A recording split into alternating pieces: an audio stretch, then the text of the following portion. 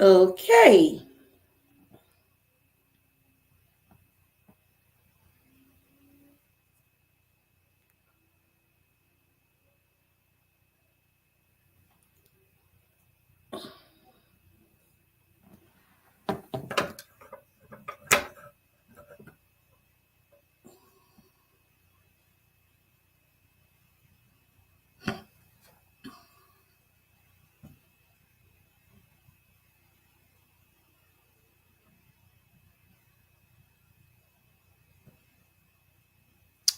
Okay, sorry.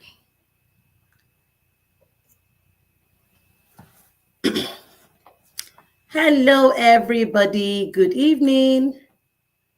I hope we've gone live now. I'm just trying to check. Check.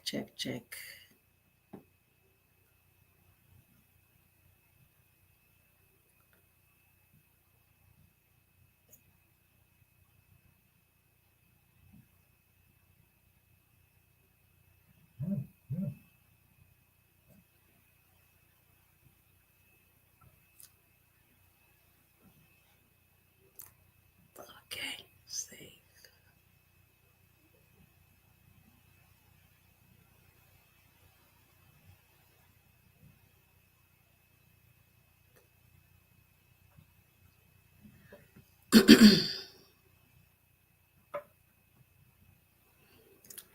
Okay. Good evening, everyone. Good evening. We're all welcome to today's webinar and happy International Women's Day 2025 to everyone who is watching me today. It's such an amazing time. It's an honor to be alive today. It's an honor to be a woman.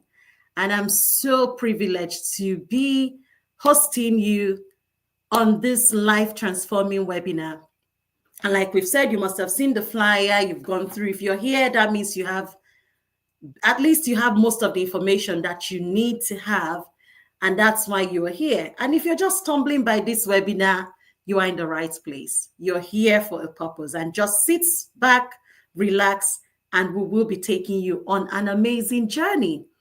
So my name is Chinwenma Esi, and if you're just meeting me for the first time, and I am a personal development coach for women. I am also the founder of the Radiant Women Growth Network. And it's a sisterhood network, a community that supports women to thrive and grow in every aspect of their lives. And today, we are bringing you this webinar titled Flourishing Through Life Season, Work-Life Integration for Women. We know that as women, in the past, women are not really known for maybe working too much in secular jobs like they do now. And in the past, our mothers or our grandmothers were more used to staying at home, looking after the family and doing all whatnot, which really worked for them at the time, or even helping on the farms. But times have changed and times are still fast changing. You now find women, so many women in the workplace. But aside the workplace, this webinar is not just focusing on career women or women who are professionals who wake up, go to a 9 to 5, or women who just have a paid job. No. Even whether you're a sit-at-home mom, you're working. Work is activity. Work is task. Anything you do for a purpose, maybe to earn a living or to add value. So if you're a sit-at-home mom, you are in the right place, okay? So make sure before you continue, send this link to your friends, send this link to your loved ones, your colleagues at work. You want to have every woman in your life. If you're a man and you've come by this webinar, you want to also be sharing this link with your wife, your sister, your mom, anyone who is a woman in your life. And as we proceed, I have with me 4 amazing women. And I'm so honored to have them on this call today. I have with me Ebere Ann Ede. I have Titi Lokbe Awede Idris. I have also Pastor Mrs. Wumi Ajayi, and I have Oluchi Madu. You want to listen to these amazing women. Are you ready? Are you ready for us to dive into it? So if you're here and you're ready, please let me know in the chat section. Let's know before we move on. Let's know that you're here, and what are your anticipations for today? What are you expecting from today's webinar? Let us know in the chats. All right. So before we move, I would have a little read for our first speaker. Before bringing her up, I would read a little bit about her bio. So permit me, if you see me looking down, I am just looking at my notes. Okay. So bear with me a second. So I bring to you an amazing woman who is Ebere Ann Ede. Bear with me, I will soon read her bio for you right now. Please, can anyone confirm that you can see me on YouTube before I continue, please, while I'm doing this? I will appreciate a confirmation. I can't see anything yet. I just want to know that we are truly live. I can see from here that we are live, but I need to be sure.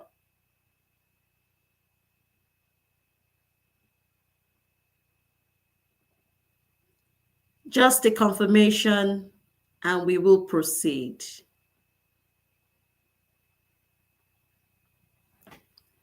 Oh, yes. Thank you, Ugochi Chilekezie. Chilekezie, thank you. I can see you. And there's Adegbite Adeshola. Thank you so much for that. Thank you for confirming that you can see me. Is someone saying they cannot? I can't access the webinar. Bear with me a second. I will just let this person know where it is. We are on YouTube.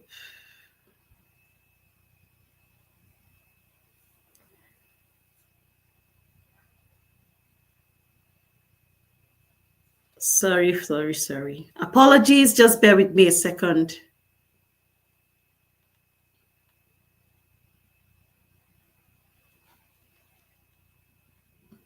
Okay. So let's dive into our... I don't know why people are getting in touch with me when I should be... bear with me a second. Okay. Valentine Ndubisi, thank you for confirming that you can see me. Thank you so much. At least I think more people are joining and they're confirming that they can see me. All right. So thank you all. We'll proceed and hopefully other people will join us. So I'm getting our first speaker on board. I just try to delay a bit so people don't miss, but you can always catch a replay.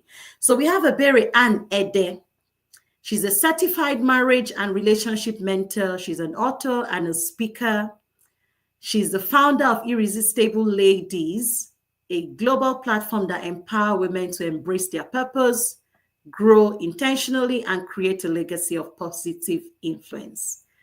Ebere is the lead coach of Winning Couples Hub, a coaching and mentorship platform that empowers couples to create templates that fosters love and intimacy in their marriage, helping them to build blissful, supportive, healthy, fulfilling, and lasting marriage.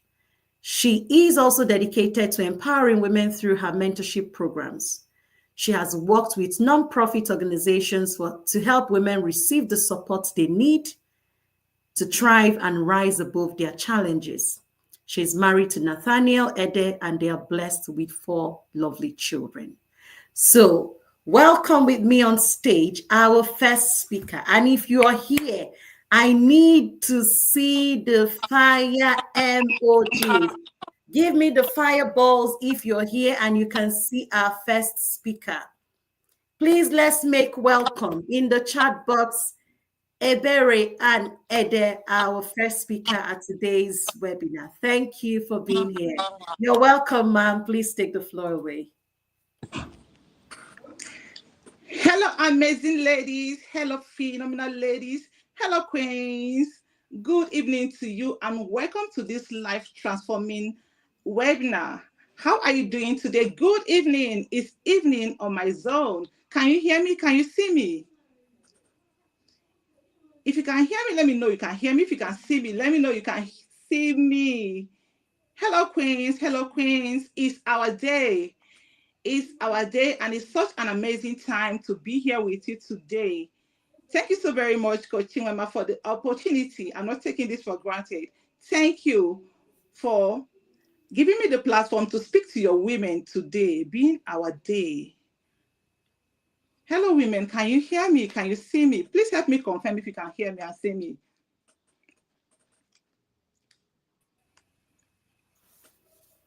Can you hear me? Can you see me? Please help me confirm.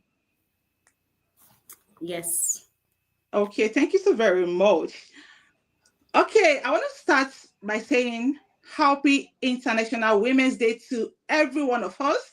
To you, Queen, right here. Happy International Women's Day to you. Keep raising the bar. I celebrate you. I celebrate you. I celebrate you, Queens. Welcome once again. My name is Ebere Ann Ede. I am a certified marriage mentor and a relationship coach. My bio has been read to you. So we have to dive in with what we have this evening. All right. It was Sophia Bush that said that you are allowed to be both a masterpiece and a work in progress. As a woman, you are allowed to be both masterpiece and a work in progress. All right. Many years ago, I became a mom, a wife, a sister-in-law. You know, I can understand the challenges we handle, the roles we are to play, how challenging it can be.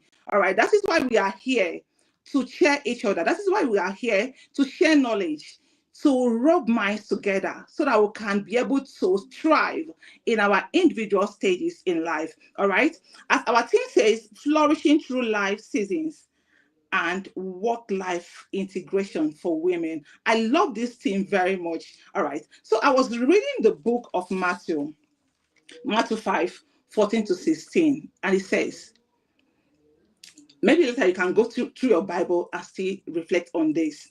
Matthew 5, 16, 15, Matthew 5, 14 to 16, and it says, you are the light of the world. A city built on a hill that cannot be hidden. All right. Neither do people light up a candle and hide it under the bushel. No. Rather, they light up the candle and put it on the stand that it gives light to its environment. It gives light to the city where the light is. As a woman, you are a light to your world. As a woman, you are a generational shifter. As a woman, you are a destiny molder. All right. So being a woman is much. Being a woman means you should radiate your light. Being a woman means you should take the stage and soar unapologetically. All right. When you hear this year's International Women's theme for the year, it says accelerate action. When you hear accelerate action, what comes to your mind? What comes to your mind should be empower, growth, strive, speed, move, take action. All right. So here today, we are here to discuss the things that will help us to take action, help us to reflect, help us to balance womanhood.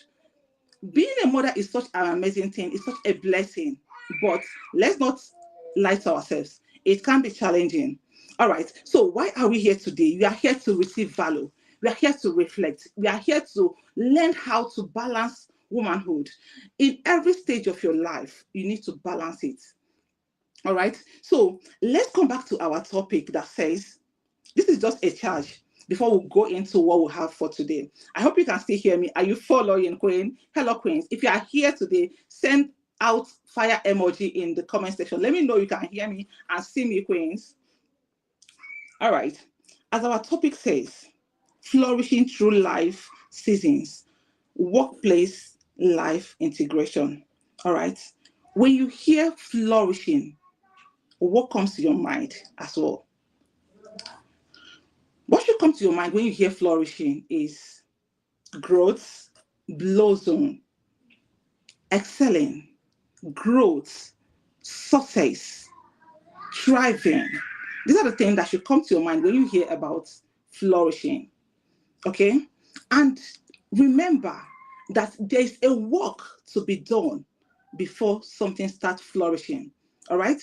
What are those work that you need to put in place for you to flourish as a woman, for you to flourish as a lady, for you to flourish as a mother? What is that work that you need to put in place?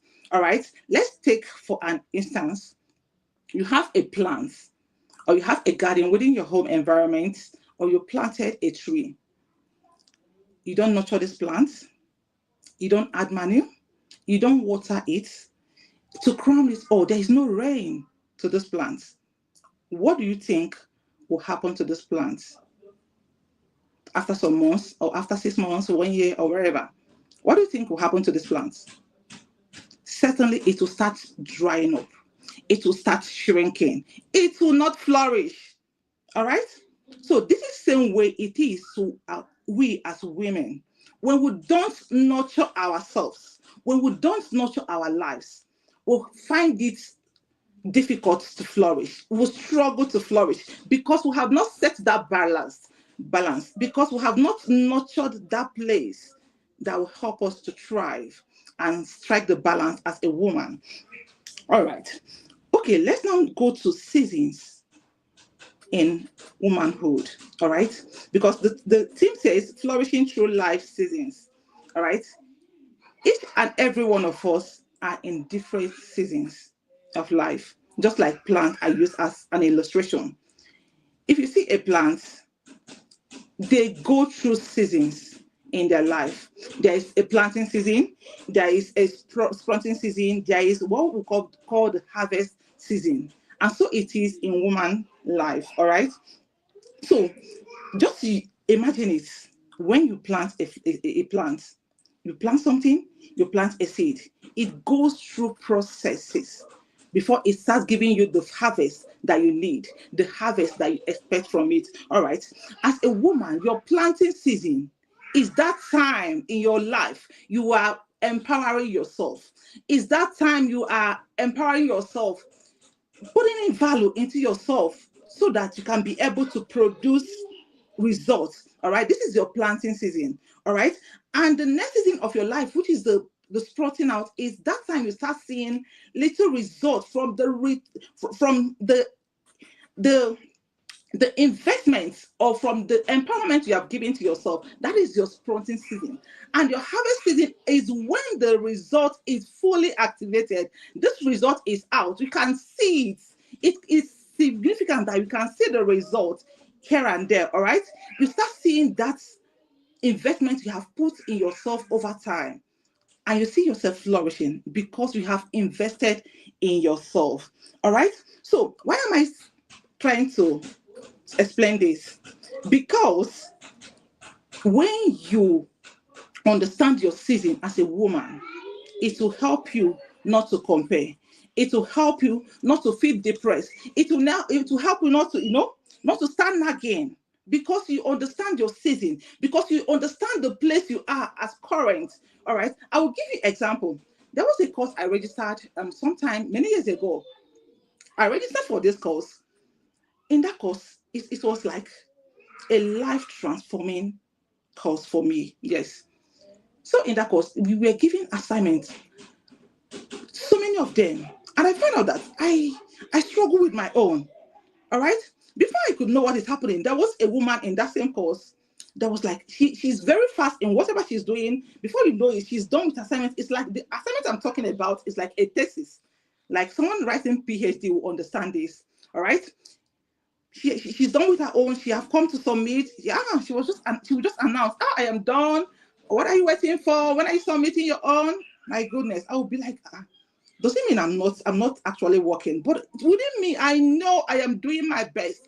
I know I have a lot of things I am doing, and I am putting in effort to ensure that I submit my own assignment on time. But I will still find out that I will still struggle to make up with the timeline.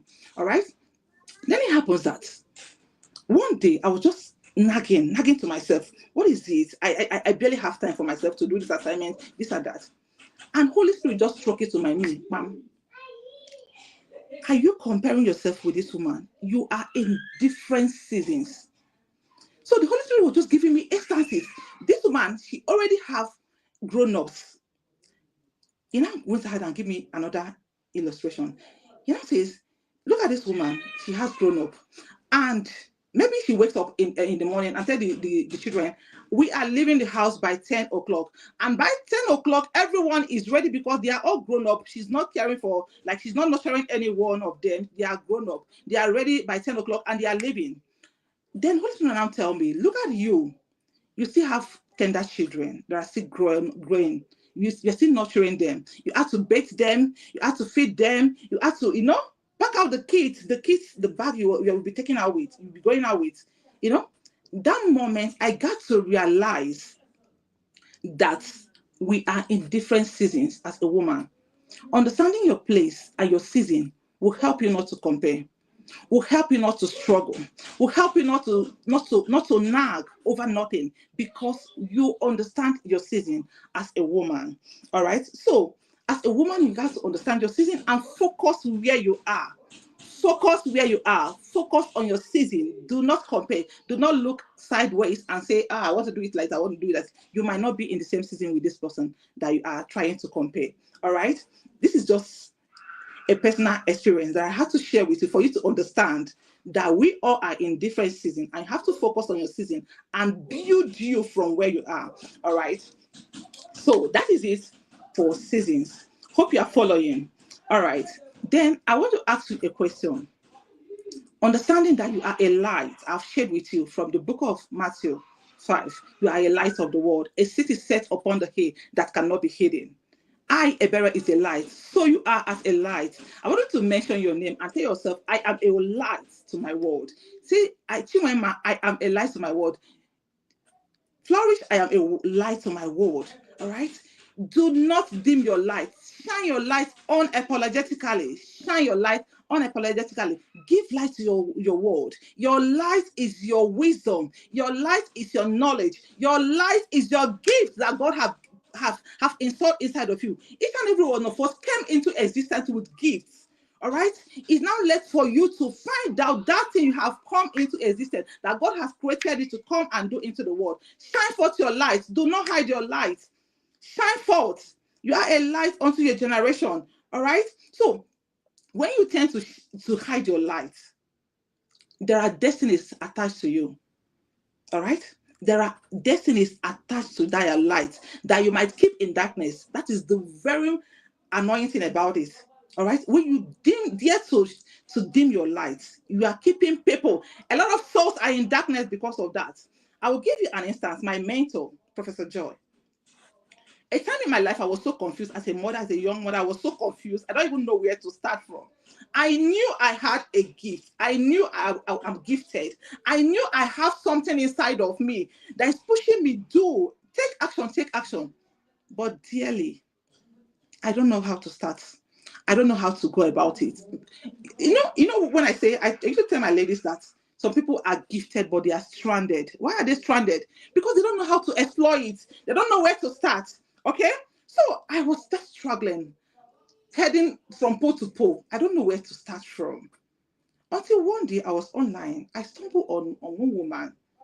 She posted something that resonates with me very well. So I now took time to go through her wall and get to find out that this woman, a bit, I was able to resonate with what she's doing. So I got to follow her. I kept on following her. So I was still praying to God. God, I need a mentor in my life. I need someone that I can see through her lights. All right. This is why I tell women, do not hide your light. Do not dim your light. Shine forth unapologetically. Had it been this woman hid her light, I wouldn't be here speaking to you today. Had it been she was reluctant, going after her goals, going after her dream, going after her gifts, I might not be here speaking to you today. I might still be struggling with my own gifts. All right. But I'm able to be here speaking to you today because I'm able to see through her light. All right. That was how I started following her. That was how one day then the confirmation came. I was just lying down on the bed. I have this trance that came to me. Immediately I saw her, the woman's picture. A voice now said, this is your woman. This is your mentor. Follow this woman. She has what you want. At that moment, I became more serious following this woman. All right. So do not hide your light. Many destinies are attached to your light. Many destinies want to see like through your light. All right. So shine your light unapologetically. Do not like negotiate shining your light as a woman. Is very much important. All right. So, and I asked you a question this evening. Who are you? Who are you as a person? Like, let me say, if you remove Mrs. like MRS, Mrs. from your name, who are you as a person? Who are you as a person? Or if you remove the name of your child from your name, who are you? If you remove Mommy Flourish, Mrs. Goodness from your name, what are you? Who are you? When you remove the every title from your name and you now give yourself a name, that is the real you. What are you created to do in this generation? It's high time we sit up as a woman. It's high time we stand up and let our light shine and be a blessing to the world. And our Lord, Father in heaven will be glorified. All right. So let's dive into what we have today. I'm sorry, maybe I'm taking your time, but I'm just trying to bring this topic home. All right. I hope you can still hear me. Can you hear me? Can you see me? Let me know in the comment section you can hear me and see me. Is it resonating with you? Are you taking down some values? All right. So I was asked to speak on the topic, the early years of womanhood. Early years, building solid foundation as a woman. What are those things you need to build as a woman? Those foundation you need to build, those foundation that will help you to keep balance in life as a woman. All right, that was the topic I was asked to speak, but I on the course of studying for this webinar, I decided to speak on the 5 pillars of building balanced womanhood. The 5 pillars you need to build a balanced womanhood. It doesn't matter the stage you are, if you are in the initial stage, if you are in the juggling stage or the other stage, you can make use of this and you will do exploits in life, you will thrive, you will set the balance, you will set the pillar for this strong building, for this mighty, sophisticated building you want to make. All right. So, what are these things you have to put on set? Just imagine. Let me give you an illustration. Building a house. You want to build a house. You need to make the foundations for this sophisticated building you want to make, right? Okay. So when you want to build this house, you need to make solid foundation. Just imagine when you are building a house and the foundation is shanty. That's the foundation is not strong. And you just put a shanty foundation, 4 or whatever, any number it can be. And you start building your house, you're building. We all live in a house, and you can imagine a building, maybe a story building or a duplex that you have built, and the building does not have a solid foundation. Can you tell me what will happen when it's windy or when summer comes? When the wind blows, what happens to this building? Definitely it will fall, right? Yes, it will. Because the foundation is not strong. The foundation is not solid. And when you are building your womanhood and you do not build a solid foundation that can help you to stand, that is the place you start struggling. All right. That is the place you start like feeling overwhelmed, constantly feeling overwhelmed because you have not built that solid foundation that you have to stand on and build a holistic womanhood for yourself. All right. So number one is early age. Let me start from defining what I put down as the early years of womanhood. The early years of womanhood are time of self-discovery, growth, learning, embracing your strengths, your vulnerability, your weakness. All right. All sum to this pillar. You have to bring them together and form the pillar that you have to stand with and build a solid womanhood for yourself. All right. You have to nurture yourself. You have to build your confidence. All those things are the things that will help you to build a solid womanhood for yourself. All right. And these are the 5 pillars. What I entitled 5 pillars of womanhood. All right. And number one is self-discovery and identity. Self-discovery and identity. A lot of time we struggle because we have not really identified whom we are. That is why I asked you a question previously. Who are you as a person? Do you know yourself? Have you discovered yourself? Have you discovered that gift of God inside of you? Have you discovered that purpose you are called to fulfill on earth? Or do you still think you are here to become a missus? You are here to become a wife, and that's all? As a woman, you are called to become more. Yes, you are called to become more. So spread out your wing and fly higher because you are called to become more. So what are your gifts? What have you discovered yourself? It's just like someone sending you a gift through DHL. The gift is coming your way. Maybe probably the person told you, I am sending you a gift. All right. But the person did not tell you what is coming your way. You don't know what is coming. And the gift finally arrives your destination. You pick up the gift, arrives to your place. You start opening your gifts. You start opening this. It came in wraps. Do you know that if it had it been you did not open this gift, you wouldn't have known the things that are inside of it? Or if you did not dare to go start, unwrapping them, you wouldn't have known the things, the items, the contents of that gift because the person did not tell you what is inside. So it is as a person, if you do not discover yourself, you just be carrying yourself around without really finding out that thing inside of you, that gift inside of you. What does it look like? What is that thing inside of you? All right. So it's important you get to discover yourself. Who are you as a person? What are those gifts inside of you? Have you ever noticed that people are coming for you if you are in the stage that you have not discovered you? Have you ever noticed that people always come to you for advice on a specific area of your life? They're coming to you, please, what is your opinion about this? Asking you questions about this. All right. This is your area of gifting. You have a gift that they are seeing that you yourself probably might not be seeing. All right. So look inwards, go inwards and find you. Who are you? What are you here for? Your gift are those things that you are naturally blessed with. And funny enough, nobody wants your gift on a raw state. You have to nurture your gifts. You have to harness it. All right. So find the person you are. All right. Find your talent, find those gifts that God have input inside of you to use to fulfill purpose for Him. All right. And number two, on the pillars of building a balanced womanhood is establish healthy cycle. Establish healthy cycle.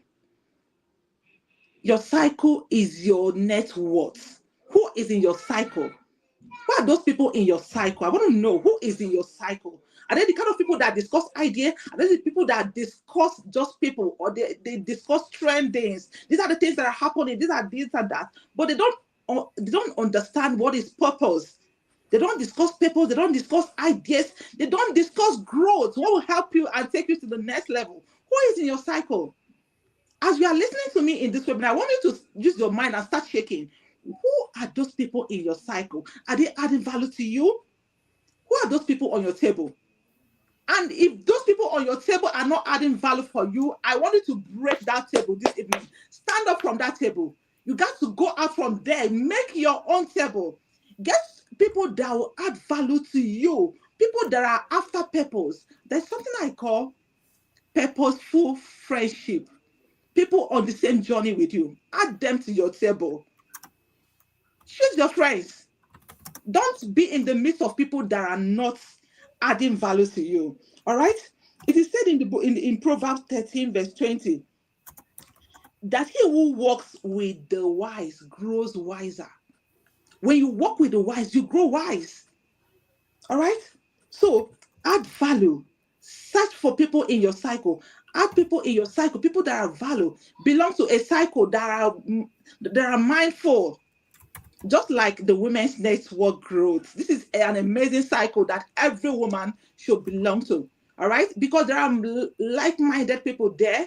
Your coach is amazing. Coach Chiwema, she's super brilliant. Oh my God. So she's amazing. These are the kind of cycle you should belong to. Don't just be anywhere. Don't just be anywhere, running from pillar to post, not belonging, not making a valuable cycle for yourself. All right. Also, get a mentor. Get a mentor in your cycle. A mentor is someone that you can stand at her shoulder or his shoulder and see Farah. When you have a mentor that is on the same field with you, or that has the same mindset that you desire to have, the person wouldn't allow you to go the rigorous process he or she went through before getting to the point she is today. All right. You are going to see Farah from the person's shoulder. All right. So get a mentor and add the person in your cycle. All right. I hope you can hear me. I hope you can still see me. All right. The third pillar you have to build to have a balanced womanhood is your spiritual growth. I am a Christian. I apologize to anyone that is not a Christian here, but I am a Christian. I am speaking from the Christian background. All right. Don't joke with your spiritual growth. It's very important. As a woman, we are called to face diverse roles. And sometimes it can be overwhelming. We shouldn't lie to ourselves. Sometimes it can be overwhelming that you need strength and grace from God. All right. Proverbs 4:7 says, wisdom is the principal thing. Wisdom is the principal thing. All right. Get wisdom and also get understanding of whom God is in your life. Funny enough, in the book of Genesis, it is said that on the sixth day that God created man. All right? God created each and every one of us. Okay? And now tell me, if you do not have the understanding of the person that have made you, the person that have created you, how will you now get to understand yourself? How will you get to know you? All right? So build your life, make God the center of your life, and surround your life, build your life around it. My time is up, so I'll be rounding up here. So build your life around God. Put God at the center and build your life around Him. All right, through meditation, through prayers, a lot of ideas will be coming to you in the place of meditation and in the place of reflection. Also, study the Word is very important. All right, study the Word with your book and writing material. Put down things. Ideas will be coming to you. All right, and you'll be putting them down. And the fourth pillar of building a balanced womanhood is your financial independence. You see, don't joke as a woman when you are building your life in your early stage. Don't joke with building a source of financial income for yourself. It will help you a lot. All right. I'm a marriage counselor, and a lot of issues we face in marriages. One of it is finances. Build a solid financial inflow for yourself. Even if it is you don't have anyone, build one. It's fine. All right. It's going to help you to live well as a woman. It's going to help you to thrive as a woman. It's going to help you to have a better option for yourself. Some people see marriage as a financial rescue. All right. And this is why some people struggle with their marriages, because they see marriage as a financial rescue. But when you have built a financial income for yourself, you would have a sound mindset on that. All right. And the last one, the fifth one, we don't have time again. The fifth one is confidence. Self-confidence as a woman is this is something that you don't even have to negotiate. All right. As a woman, one of the best fragrance you have to give out is self-confidence. All right. Build self-confidence for yourself as a woman. All right. Confidence is knowing that you are enough. You know you are worthy. You know you are capable. You know you can do, you can become more for yourself. You can become the best version of yourself. All right. Confidence is you knowing that you are enough without even anyone affirming you on that. All right. So build confidence. You are beautifully and fearfully made. The book of Psalm says, all right? So these are the five pillars you have to build for a balanced womanhood in your early stage in life. All right? I have more here, but we'll have to stop here. Confidence will help you to, to stop fear of the unknown, doubts, overthinking, analyzing too much, being afraid to take the next step is lack of confidence, lack of courage. So build confidence for yourself by speaking positively to yourself, reading books, attending seminar, going for things that will help you to build up your confidence as a woman. As a woman, you have to be a confident woman so that you will radiate grace, excellence, and thrive. Thank you so very much for having me this evening. Thank you, thank you, thank you so much. Are you in this session? How has it been for you? Let me know what you've taken away from this session. Thank you so much, sis. That was mind blowing. Thank you. God bless you for being here. More virtue for you, refresh oil upon you to do more exploits for God. Thank you. So, are you here? Welcome to all those who have joined us. I see you, I see your chats. Please let me know what you've taken away. Isn't that awesome? What have you learned from this first session? We're only just starting, and the room is already very, very, very hot. Wow. The planting season, the sprouting season, the harvest season. That planting season, some people would take a long time and be planting in the wrong season. What happens when you plant in the wrong season? For you to even know when you should be planting, you need to understand the kind of seed that you are, the kind of seed that you carry. That's what helps you know where, what environment, what atmosphere, what weather conditions would you thrive in. So profound. In the sprouting season, for me, what I was taking away is that season is the time where you're beginning to see little wins. And that's the time where many people just don't even celebrate their little wins. That's the season where a lot of people want to give up. That's the season where a lot of people want to throw in the towel. They are looking for external validations. Oh, nobody is seeing what I'm doing. That is the time where you should continue to work on the seed that you have planted. And before I, invite the next speaker, I want to mention here that something that I've learned is that sometimes, which our first speaker mentioned, some of us who are in our planting seasons were discouraged or distracted by looking at what people who are in their harvest seasons are doing. You need to understand the season that you are in. That is what will make you not compare yourself with someone else. It is very, very important. Thank you so much for that, sis. Without further ado, I will be inviting our next speaker. In fact, our time is fast spent.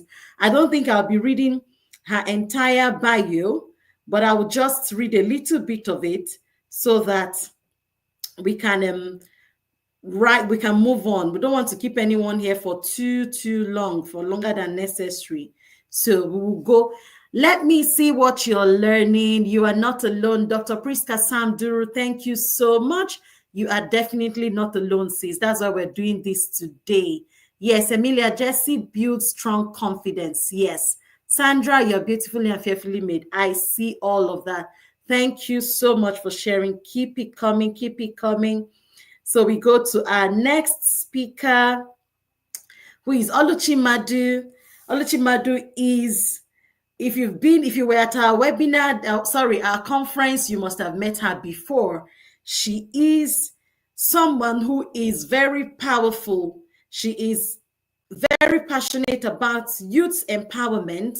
She is the member of the governing body of the Charles Lina Foundation, a non-profitable organization which she co-founded with her husband for the sole purpose of empowering youth to ascend the greatness ladder.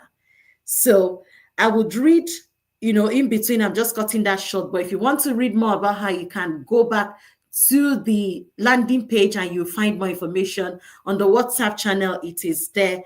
Oluchi Madu is an efficient and highly organized professional with extensive experience in human resources management. An extensive experience in human resource management, an NMC from University of Hull, England, and currently exploring with the world of leadership at the London College of Professional Studies, United Kingdom. She is a seasoned public speaker and a writer who has authored 9 life-transforming books and 3 journals. In her journey in the corporate world, she left remarkable milestones at Awesome Treasures Foundation and African Center for Supply Chain, where she exhibited her leadership and managerial skills.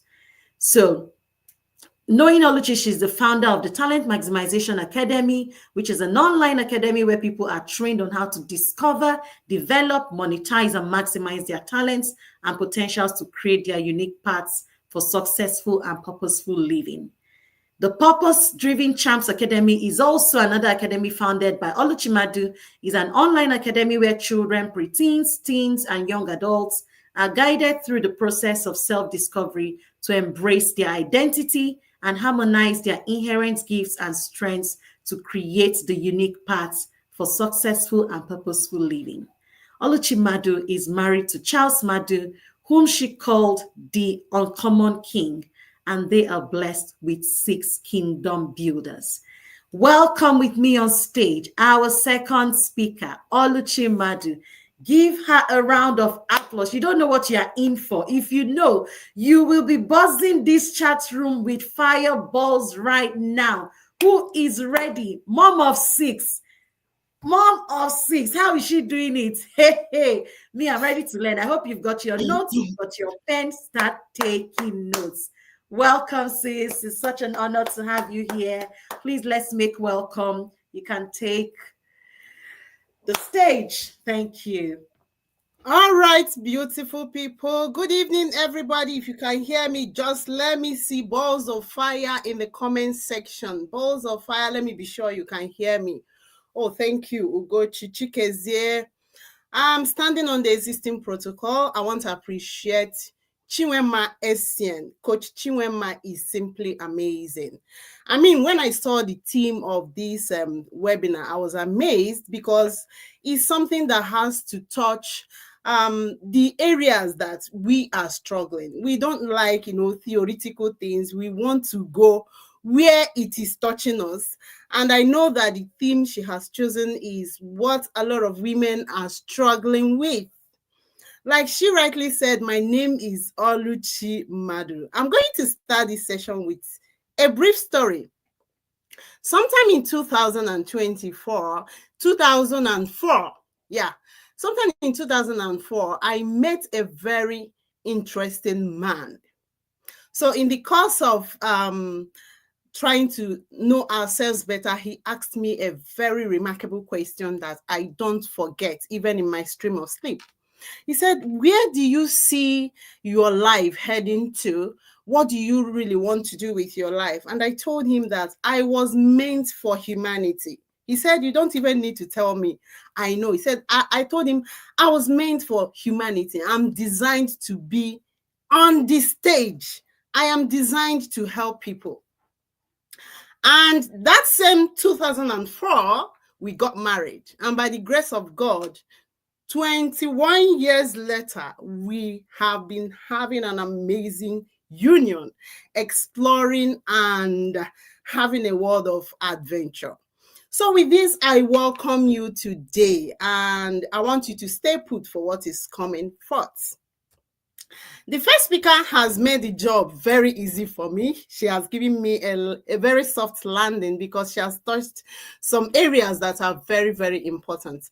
So standing on what she has started already, I always tell people that before you go out to look for anything of value, ensure that you find yourself.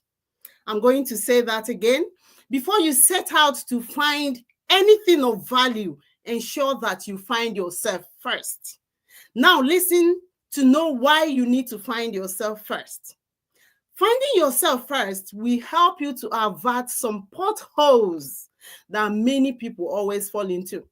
Finding yourself will help you to avert many potholes that many people struggle. That is what I call trial and error method of living. There are people that they have to do a whole lot of things to figure out one thing or the other in their life. But finding yourself will help you to avert this. Somebody may say, what exactly is finding yourself? Finding yourself entails finding exactly who you are in totality. Finding yourself entails finding who you are in totality. And when you find yourself, it's going to help you to make wise decisions, and it's going to help you to make wise choices and informed decisions in important areas of your lives. There are 5 areas I'm going to focus on. And I want to believe that the audience you're having today are wise women. Yes. Chumema is a very wise woman. So I want to believe that whoever that is here, whether directly or indirectly, is a wise person. And in finding yourself, you will understand yourself in totality. What does it entail to understand yourself? When you find yourself, you will be able to identify your core values. There are many of us that are living without core values. Anything, they are mumbling life. Anything that comes looks like it. They can move with anybody that comes their way. They can do anything. But finding yourself will help you to identify your core values, your personal values, which will help you to create boundaries and know how to do things. Finding yourself will also help you to discover your inherent gifts. It will help you to discover your essence of existence. It will help you to discover your authenticity, so that you don't copy people verbatim. You don't, you follow Mr. Lagwaja today. Tomorrow you are Obi. Next one you are Ada. You are just mumbling up things in your life. Finding yourself will also help you to know your weaknesses. Yes, many of us, we don't pay attention to our weaknesses. But knowing your weaknesses will help you to understand the kind of sea to swim in and the ones to avoid. So the first thing finding yourself will help you to do is to understand yourself in totality. And that understanding yourself envelopes your inherent gifts, your strength, your authenticity, your essence of living, your weaknesses.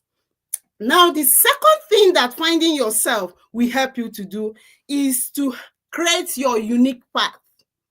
If you've not identified your core values, you don't know your inherent gifts, you don't know your strength, you don't know your authenticity, that thing that makes you unique, you don't know your strengths, you don't know your weaknesses, it will be very difficult for you to create your path. When I say creating your unique path, what I mean is knowing exactly where you are heading to. Remember the young man I saw then, an interesting man I met in 2004. He asked me a very significant question. Where are you heading in life?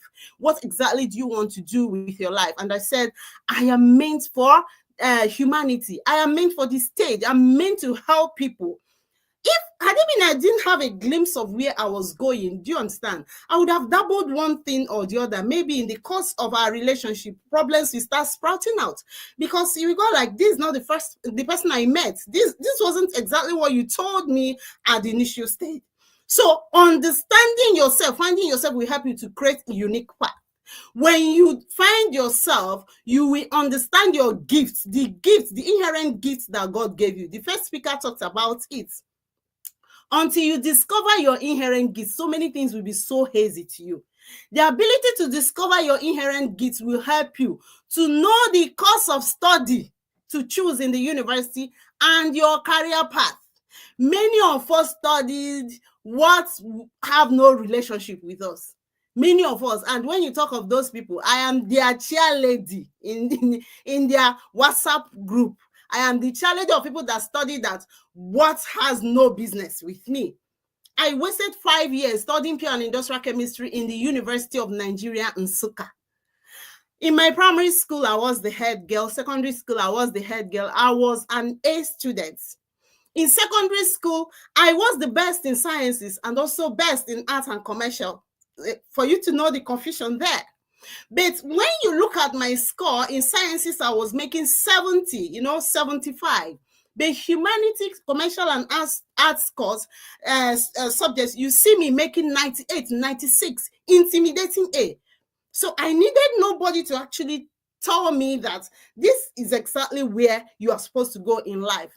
But because I was having, I call them illegal advisors around me. They say, oh no, go and pick farm, choose pure and industrial chemistry. With pure and industrial chemistry, you can work in oil company, you can work anywhere, oil servicing companies. This is what is happening now. This is the end thing. And that was how I jumped into pure and industrial chemistry. If not for national intelligence, for natural intelligence, I don't know what I would have come out with, but I managed to come out with 2-2. Imagine if I had used that time to do something that is in line with my brain bent, I would have made first class. Because in my university, I was still maintaining those intimidating A's in all those areas of strength. So discovering your inherent gifts will help you to know the course of study to choose and apparently your career path. Many of us have missed it. And if you are among those people that have missed it, that you study what you have no business with, the saving grace here is what is called personal development. As a pure and industrial chemist, I've never worked in any lab. I've never mixed any chemicals. Since I graduated, I just dropped my certificate somewhere.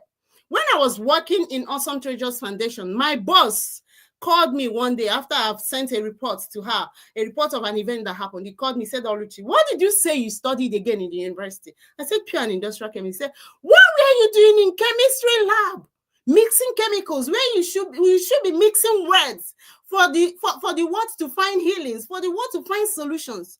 Oluchi, you write so well.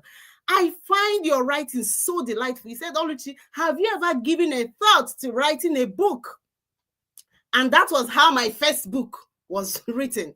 That single statement, have you ever given a thought to writing a book? Because writing comes so handy, so natural to me. At age 12, I won a scholarship in Imo State through writing, essay competition. So writing was my best bet. And after she told me that, I started, seeking for exactly where am I heading to? Where are my gifts? What can I do with my gifts? So discovering your inherent gifts, your strength, your authenticity will help you to create a path. And creating a path is knowing the course of study to study in the university and the career choice. According to Dr. Raymond Heyer, he said that every brain has an innate bent. Every brain has an innate bent, which gives it energy to do work efficiently and quickly. So every human being, there are things that you can do efficiently and quickly without any struggle. Those are where your ruling domain is. That is what I call ruling domain. Don't bother looking for it in the Google. That's my word. A ruling domain is a specific spot that is designed for you naturally. That is the area you're supposed to reign as a king or a queen. If you're able to discover this and create your path along that direction, what it means is that you can create wealth effortlessly. I use the word effortlessly because that is exactly what I help people to do.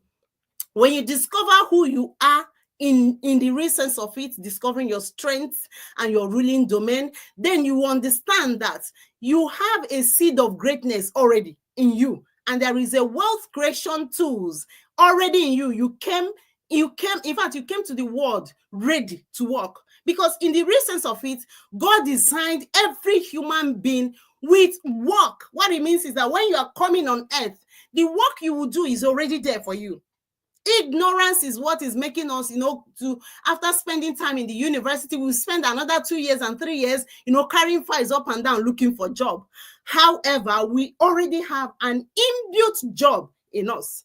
So if you're among those that studied what you have no business with, your saving grace, our saving grace, because I was also a victim, our saving grace is what is called personal development programs. Look for personal development programs that can make you to discover yourself, to discover your strength, to discover your inherent gifts, and harmonize all these things to create unique paths that will lead you to your ruling domain. Then discovering yourself will also help you to understand your core values, because when you know your values, when you know your core values, it will help you to know the kind of relationship to form. So knowing yourself will help you to choose your association. Everybody is not meant for you. For those of us that you will see somebody today, you say it's your bestie. Tomorrow you say bestie has broken your heart, has broken your head, all those things. What it means is that you are moving with the wrong audience. Every tribe is not for you. There is a tribe meant for you. And knowing your values will help you to attract your tribe. Knowing your values, knowing your gifts, and then your ruling domain will help you to attract your tribe. You will know that you don't move with, it's not everybody that you're supposed to associate with, it's not everybody that you're supposed to move with. It will help you to make friends that will stay, friends that's quality friends, not today. You said your fingers have been burnt by friends. I tell people that I've never for one day, I've not experienced this finger burning of a thing. Finger burning, oh, a friend did me this. I've not experienced it. Why? I came from a family where my father already have that value instilled in us on how to choose friends. So knowing yourself will help you to know your values, and subsequently you know the kind of associations to keep. Now, like I said, I want to believe that this audience here, I am talking with wise women. Yeah. Knowing yourself, finding yourself first, will help you to know the kind of person to settle down in marriage. Yes, that's the truth. This does not mean you will go home now and start fighting your spouse. Oh, do you know I was not supposed to marry you? It's not the fault of the man. In fact, it's your fault because you did not discover the things you are supposed to discover before you get married. But let me tell you, whatever I said about knowing yourself will help you to know the kind of spouse to settle down with. It's for those who are not yet married. If you are married, go home and build your home. Because as a wise person, you can also develop emotional intelligence and wisdom to navigate your way to still discover yourself if you have not discovered yourself and create your path. So, but for those, if you are here and you are not yet married, know that the gift of the stage of singleness, if I may use the word, if there is anything like singlehood, yeah, the stage of singlehood is a gift. Exploit, use it to your advantage to find yourself, because it will help you to find so many things and help you to avert so many mistakes. So finding yourself first will help you to know the kind of man or the kind of woman to marry. Because when you have found yourself, you know your values. You know that there are things that you can never stand, and there are things that you can never tolerate. So it gives you an opportunity to make wise choices. There are people that will be coming your way to seek your hands in marriage, and you will know that this is a no-no, because you know that there is no value alignment. No value alignment. So knowing yourself will help you to know the kind of person to settle down in marriage with. I'm going fast because we don't have time again. Then the fifth thing that finding yourself first will help you do is to discover your purpose. Oh my God. Finding you will help you to discover your purpose. There are people that will say, this purpose of a thing, once I make money, forget about that thing, I'll be happy, I'll be fulfilled. Whenever I hear such statements, I will know that whoever that is saying that has not really seen money. But when you see money and you're not fulfilled, you will understand that money is not everything. And when you discover yourself and discover your purpose, even your purpose has your provision.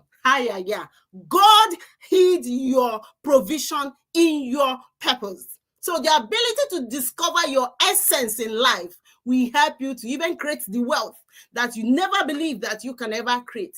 I'm talking about transgenerational wealth. There is a relationship between your purpose on earth and your inherent gifts. I always tell people that the best and the safest and the surest way to discover your purpose on earth is discovering your gifts. Because your gift is like a vehicle that will drive you to your purpose. When you discover your gift, you can easily understand why you are here on earth. You can easily solve the puzzle and understand that this area is where you are meant to be. So finding yourself will help you to find your purpose, because when you find yourself, you discover your gifts, you discover your strength, your authenticity, then you harmonize all the discoveries to create a unique path that will lead you to successful and purposeful living. And when you discover your purpose, that is when you will make wealth. That is when you will make, people will say greatness. Your seed of greatness is hidden in your ruling domain. By the time you discover your ruling domain, then you start serving your gifts to those that they are rightly meant for. And they will announce you to the world. There are people that every day they will tell you, I'm chasing money, I'm chasing success. You don't chase money. You don't chase success. Money is a currency. That's why it's called currency. It flows. It flows away from people that are chasing it and flows to people that have value to offer. So if you don't have value to offer, money will run away from you. But if you have unique value that you have for the world, money will flow to your direction. And when we talk about money, we don't just talk about, when we talk about creating wealth, we don't just talk about money, the physical cash. No, we are talking about transgenerational wealth, the wealth that will outlive you. Your generations will come and still see the products, the things that you have done on earth, and they will keep exploring them. Knowing yourself will also help you to build your legacy. There is nothing as beautiful as knowing that there is something that you are leaving for the next generation to fall back on. For those of us that knows Miles Monroe, Dr. Miles Monroe of blessed memory, I don't think I'll be wrong if I say that the resources of Dr. Miles Monroe actually started selling more the time he died. That is legacy. That is understanding your ruling domain. That is understanding your purpose. So if you really want to find anything of value, ensure that you find yourself. It's not yet late. If you've not yet discovered yourself, it's not yet late. Whenever you wake up is your money. So go and discover yourself. That will cut you out from confusion on, what business do I do? What job do I do? I'm frustrated with my job. I don't love what I'm doing. That will save you all those stress. Then even discovering yourself will give you ideas on how to run your home, how to be a better wife, how to be a better mother, and how to be a better home builder. So in essence, what I want to share with you today and what I want you to live with as you are going now is to discover or to find anything of value. First of all, find yourself. In finding yourself, you will find everything that is of value in this world. Thank you. Are you still sitting down? Are you still on your seat? Hey, well, if you are just listening to Oluchi for the first time, I'm sorry. I didn't warn you beforehand. But it's for you to be the best version of yourself. Thank you so much, Ma. Thank you so much for being a blessing. We will not recover from this in a long time. Thank you and God bless you. What do you have to say about this session? If you're still here, if your friends are not here, please go and get them. Send this link to your friends. We need to stop struggling and start flourishing. That is the whole essence of this webinar. We're already here on this planet. We're going to go through seasons that we do not have control over. But what we can do is to learn how we can navigate, how we can move from struggling to flourishing, how we can move from struggling and being overwhelmed to thriving and seeing results, to thriving and being happy and peaceful. Will life be easy? No. Will life be difficult? It will throw lemons at us every now and again. But we're here as women to hold each other together and say, if we that are speaking to you today can do this and we're doing it, then you can. That is what we're saying. But you see, the foundation has to be solid. First, there's a reason why two of them are speaking first. Because if the foundations are shaking, what can the righteous do? We needed to lay this solid foundation. It starts from knowing who you are. Both of them, without being asked to speak on the same thing, have spoken on the need for us to understand who we are, self-discovery. The greatest battle, I always teach this, that any human being will fight is the battle of identity. If you don't know yourself, you definitely will not know where you're going. And if you don't know where you're going to board the wrong bus. You will board the wrong bus with the wrong people to the wrong place. So it's very important who you tag along with.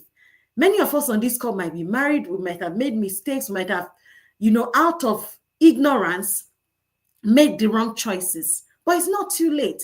As you're learning this, you can go back to the drawing board and say, okay, this is where I am. How do I begin to navigate from here? It's not the end, and you're not alone. Okay? We're talking to you today doesn't mean we have it all perfect. I don't like to put out a perfect narrative out there. Perfection is an illusion. It does not exist. There's no perfect time. There's no perfect person. We are all, like the first speaker say, a masterpiece as well as a work in progress. As you're here, I am here speaking to you. Why I do this is because I've learned from my mistakes. There are things that I wish I knew before that I'm just knowing now. And it is this strong desire to say, I don't want other people who are coming behind me to just be moving blindly. I need to bring them into the light. I need to help them see the things that I'm just recognizing now. If you're a young person here, please make sure you take what we're teaching here seriously today. Thank you so much. She said so much, and I just cannot start going back to every one of them. But I believe we're all taking something home today. God bless you once again, Coach Oluchi Madu. You were a blessing to us. Our next speaker, time is fast spent. We're going to be running quickly. Is Titilope Idris. I'm going to be bringing this amazing mother of two to the stage. She's a dedicated advocate for child health and motherhood. Yes, all the mamas in the house, I'm bringing your favorite speaker to you, okay? All of us are mothers, but this one, her own calling is for mothers. She has an impressive 13 years experience as a pediatric nurse. Titilope has dedicated her career to improving the health and well-being of children. Her deep-rooted passion for child health, parenting, motherhood shines through her commitment to educating and supporting mothers on various social media platforms. Throughout her career, Titilope has organized various webinars programs designed to empower and educate moms, including the highly anticipated annual The Making of a Wholesome Child Conference. The event has become a cornerstone for parents seeking to raise healthy and happy children. Happily married and proud mother of two energetic boys, Titilope brings her personal experiences and professional expertise to her advocacy work, making her a trusted and beloved figure in her field. Her dedication to her family and her mission to support and educate mothers makes her an inspiring role model for all. Join me as we welcome Titilope Idris to the stage. Give her the fire emojis. Thank you for being here, Titi. It's such an honor to have Wow. you. Thank you. Thank you so much. Thank you so much, Coach Rima. It's really hot in the house, like blazing fire hot. I'm trying to look for something to cool me down, and I'm sure that the audience too are really feeling it. I want to say thank you for putting this together. Thank you to the two speakers that have spoken earlier. It's so much insight that personally I've been able to draw from those two sessions. Thank you so much, and thank you for the honor of gracing your platform. Thank you. I appreciate the opportunity to speak with mothers. I love to do that. And thank you for this. So hello there, woman. Hello there, momas. I like to call mothers momas. Happy International Women's Day. I hope you're good. I hope you're feeling what is happening here. I hope you're getting insights and you're getting values. Yes. So, well, in my own opinion, I think I'm going to be toning it down a little. I'm not going to be coming to you hot because I'm going to be bringing relatable experiences. I'm going to be bringing to you something relatable, something that we go through as women. Most of us here, I believe, most of us are mothers. So we want to just discuss the juggling years, and managing your multiple roles as mothers and managing workplace and your role as a mother, raising your children, and at the same time following up with your career. So those are just basically what you're going to be touching. I'm going to be touching how you go through pregnancy, from pregnancy resuming back to work, and then how your childcare solutions that you have, supports that you can harness, then how to go about career progression, and then working and raising children at the same time. So I'm just going to touch bases on that. Like we have been talking about earlier, from our earlier speakers, we've said that women, our lives, we have, as women, our life is multifaceted. We have different stages and different phases. And also, from what our speakers have said earlier, we see that we need to prepare for each of these phases. We cannot prepare enough. But I think most of the problem that we have is that most of issues that most of us have is that we are not prepared enough. Like, we are not prepared enough for each of these phases. We just go about it. We want to go to school, we prepare for whatever course that we want to do, but then most of the time we are not prepared for, maybe we are not prepared enough for marriage. Most of the time we are not prepared enough for pregnancy. We are not prepared enough for motherhood. We are not prepared enough for all these stages. It even start from what our earlier speaker said, discovering ourselves. Like, we are not prepared enough, finding out ourselves. Like, we have not even gone through that process enough, because every all of our life is interwoven. But then we can still remedy situations, like we have said earlier too. We can still remedy situations. So now let's talk about pregnancy. Pregnancy, pregnancy, is a phase that you're carrying a baby inside of you. There's something that is changing inside of you. So this is also something that we need to prepare for. You know that you are carrying a new human inside of you. Your body system is changing. So it is something that you need to have an understanding of. It is associated with typical physiological changes, pregnancy specific diseases, things that happen during pregnancy. All these affect different people individually. So now, when you're not combining this with what is happening in your workplace, with your work, people go through it differently. It affects people differently. So the first thing that I would say that you should note is that, well, preparation for pregnancy should start even before you get pregnant. Like, the moment you know that you're getting married, you're going to get a baby, even if you are single, you can start preparing for pregnancy. Okay. So now, but I'm going to be limiting this discussion. I'm not going to be talking about preparation for pregnancy generally. I'm going to be limiting it to preparation for when you're pregnancy and workplace, like you're a professional, you're working or whatever it is, basically working, and then you're pregnant. So how do you go about it? How do you navigate it? So the first thing I will say is that you should start with getting knowledge. You should be prepared. Like I said, get knowledge. Knowledge of what? What do you want to learn about? What do you want to know? What are you planning for? First thing is that you need to learn about self-care during pregnancy. Like, you need to know about what exactly does pregnancy entails. What are the changes that happens in your body? You need to understand the hormonal changes that happens in your body. The way it affects you. It affects people psychologically. It affects people differently. It affects people differently. So you need to have an understanding of how pregnancy affects you. And then you need to put this together to what is now happening in your workplace. Like, we have people working in different areas, different sectors. Some of us have it easy, like we work in more female dominated. We are working in a more female dominated career. Some people work in a sector that is more male dominated, that even they don't really expect that women get pregnant and all that. But though, with what is happening nowadays, you see that it's getting easier. Really, it's getting easier. But that does not mean that this gender bias has been totally phased out. People still have that issues. There are some occupations that you go into that you need to really, really know what exactly is happening in there before you think of getting pregnant. So first thing is that, like I said, you need to understand. You need to have a knowledge of your self-care, what is happening to you during pregnancy, what are the changes that are happening in your body. You cannot just rule it out. The moment that you get pregnant, it is very important that you go and register for your antenatal, so that you can get more adequate information from your doctor, from your obs and gynae, and your midwife, whoever it is that is attending to you. You need to know about the basics about your vaccination, about your baby, everything that is happening and the changes that is happening around you. You need to get information about that. So you cannot just get pregnant and sit back home and just relax. You need to get information, especially if you are working. Another thing that you need to know is that you need to know, as a worker, you need to know your workplace policy. Before I talk about your workplace policy, I want to also emphasize, including your self-care, talking about eating habits.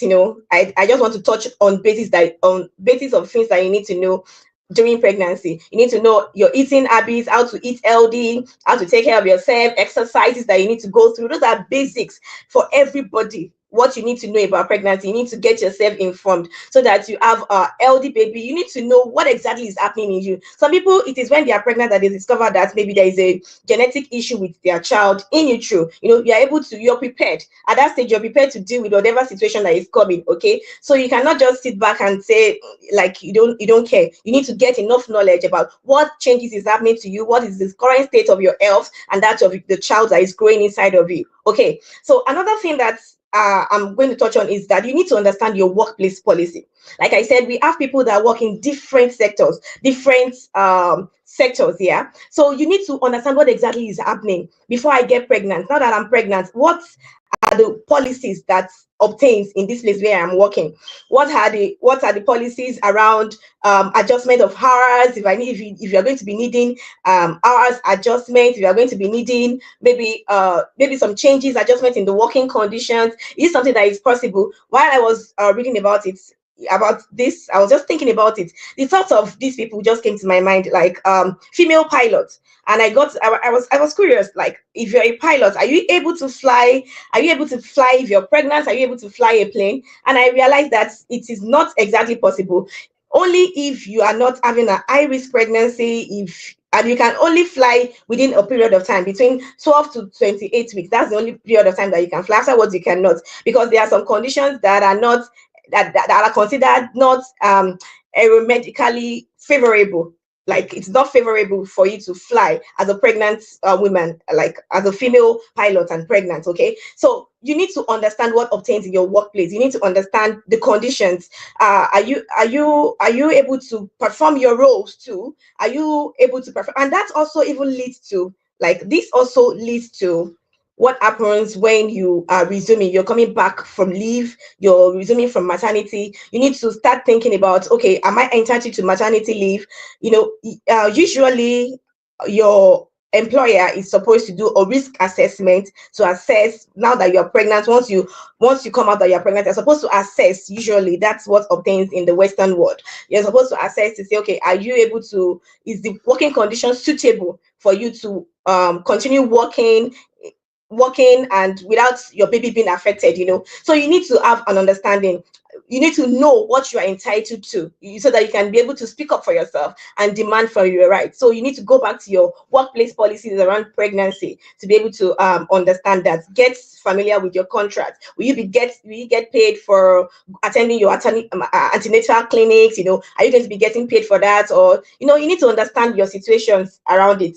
So in summary, what I'm going to say in this phase, like in this pregnancy and workplace phase, is that, one, understand your body. Once you're pregnant, pregnancy affects people differently. So whatever it is that happens to you, don't blame yourself. Okay, that is the way it obtains to you. So you don't have to fault yourself. So, one, understand your body, understand what is happening in your body, understand what is happening to the baby that is inside of you.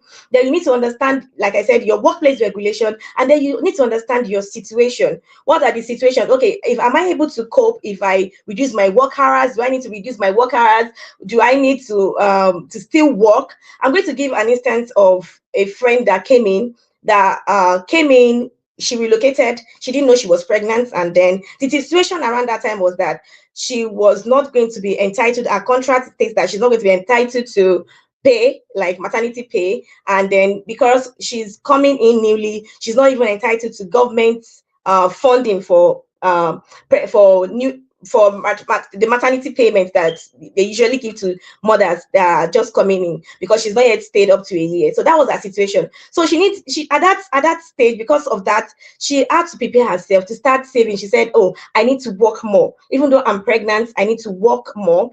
She understood that situation. So she was able to get up herself. She was not sitting and relaxing. I'm not saying that you should force yourself to do things that you're not able to do, but I'm just saying that you should understand your situation, and you should be able to prepare yourself for whatever is coming around. You're able to prepare yourself. So that is very important. Now I'm going to touch base on what happens returning to work after maternity. Now you have had your baby, successfully, you have your baby, you're happy, and then you're thinking of returning to work. So that's why I said these things are interwoven. First, you also need to understand the workplace policy, what is happening around in your workplace, what obtains, what hours are you able to work. We have people working in different sector, so you need to really, really be familiar with what is obtainable, what is going to, where are you need to think about where are you going to be keeping your baby, that comes in the area of the child care support that you have access to. We're going to be talking about that too. Your child care support, the support that you need. One thing is that you should be realistic as much as possible, realistic about your situation.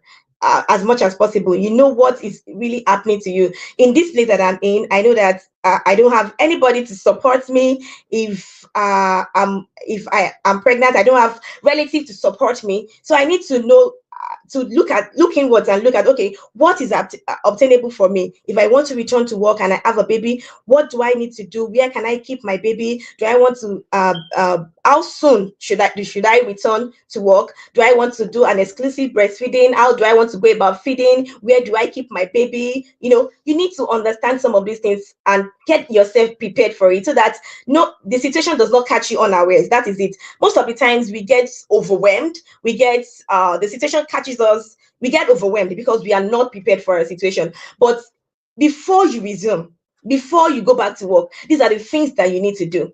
I will just give an example of myself. Well, I'm a nurse, and then after, I think the way it is then when I had my last baby, the way it is then was that you're entitled to 4 months maternity leave. You have to go 1 month before, and then the remaining 3 months, and then 3 months after you give birth to your child. So my baby was about 3 months when I was about to resume back to work.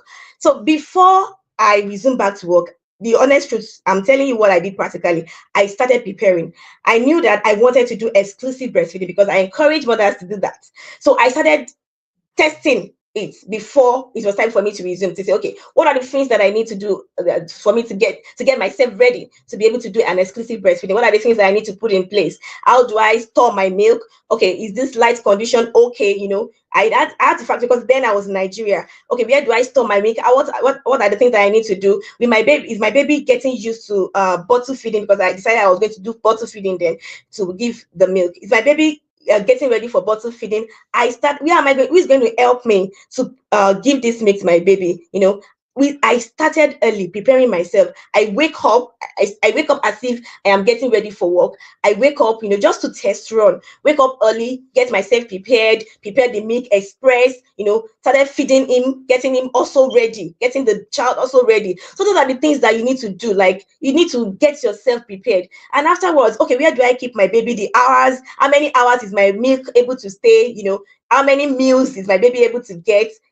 Just to get yourself ready, so that at the time that you're going into the work, you're returning back to work, you don't feel overwhelmed, you don't feel overburdened, you're not running out as, oh, this thing is not working for me. And if you see that, okay, this thing is not working for you, you're able to make plans. Okay, I'm not getting enough, and I'm not getting enough. Okay, maybe I need to supplement it at this point. You need to get yourself prepared for what is coming. And then another thing that I will advise that you do, you understand your workplace, you're being realistic, you understand the support, you've taken care of where your baby will stay, where will you keep your baby. That is very important. I'm going to elaborate on it later on. But another thing that I need to talk about is that you should be a part of a community, especially if you are not living in your own country.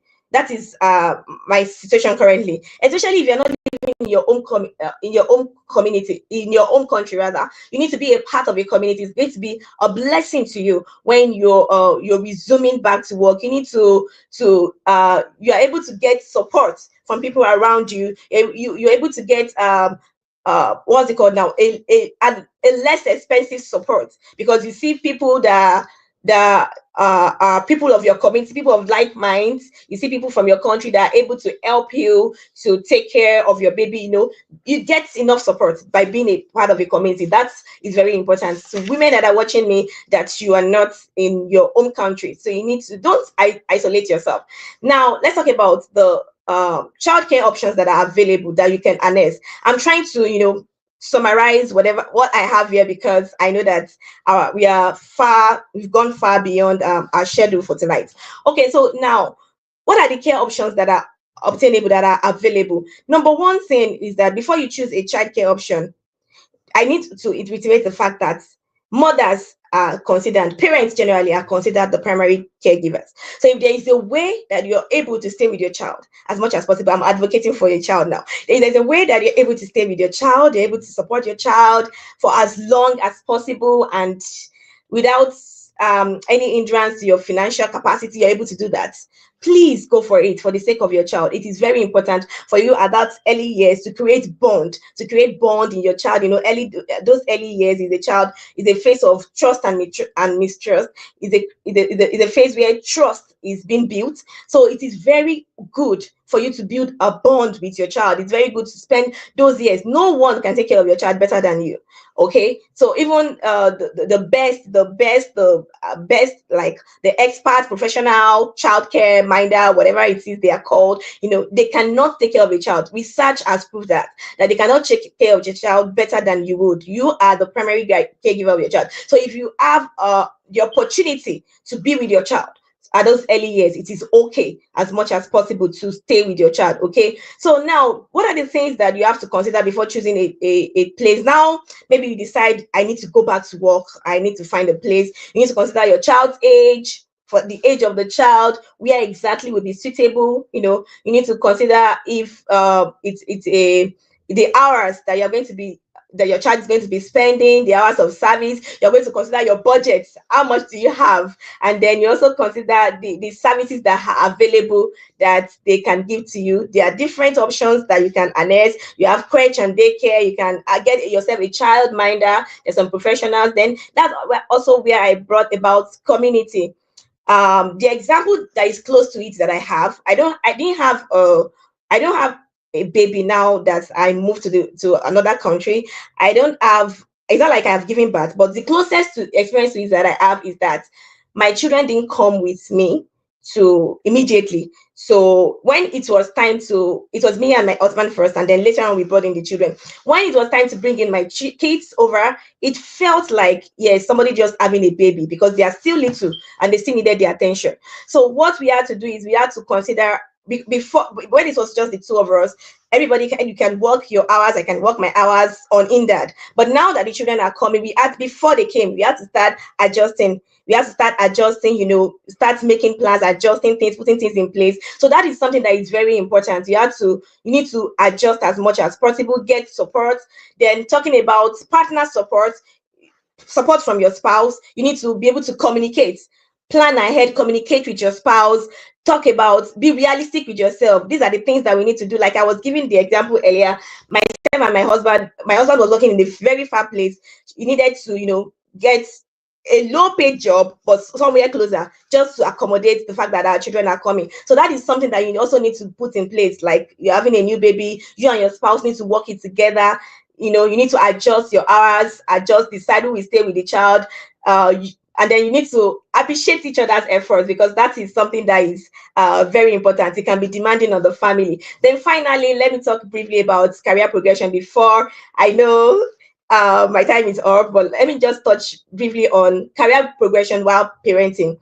Like I know that this aspect is something that is very demanding. Like mothers, that's the fact. What is happening now? Mothers still there's this systemic barrier that prevents mothers from attaining their height, like the heights that they can get to in their career, and that is known as we call it maybe a motherhood penalty. I don't want to see it's like it's some sort of a penalty, like as a result of motherhood, but because it is views that maybe mothers are less competent.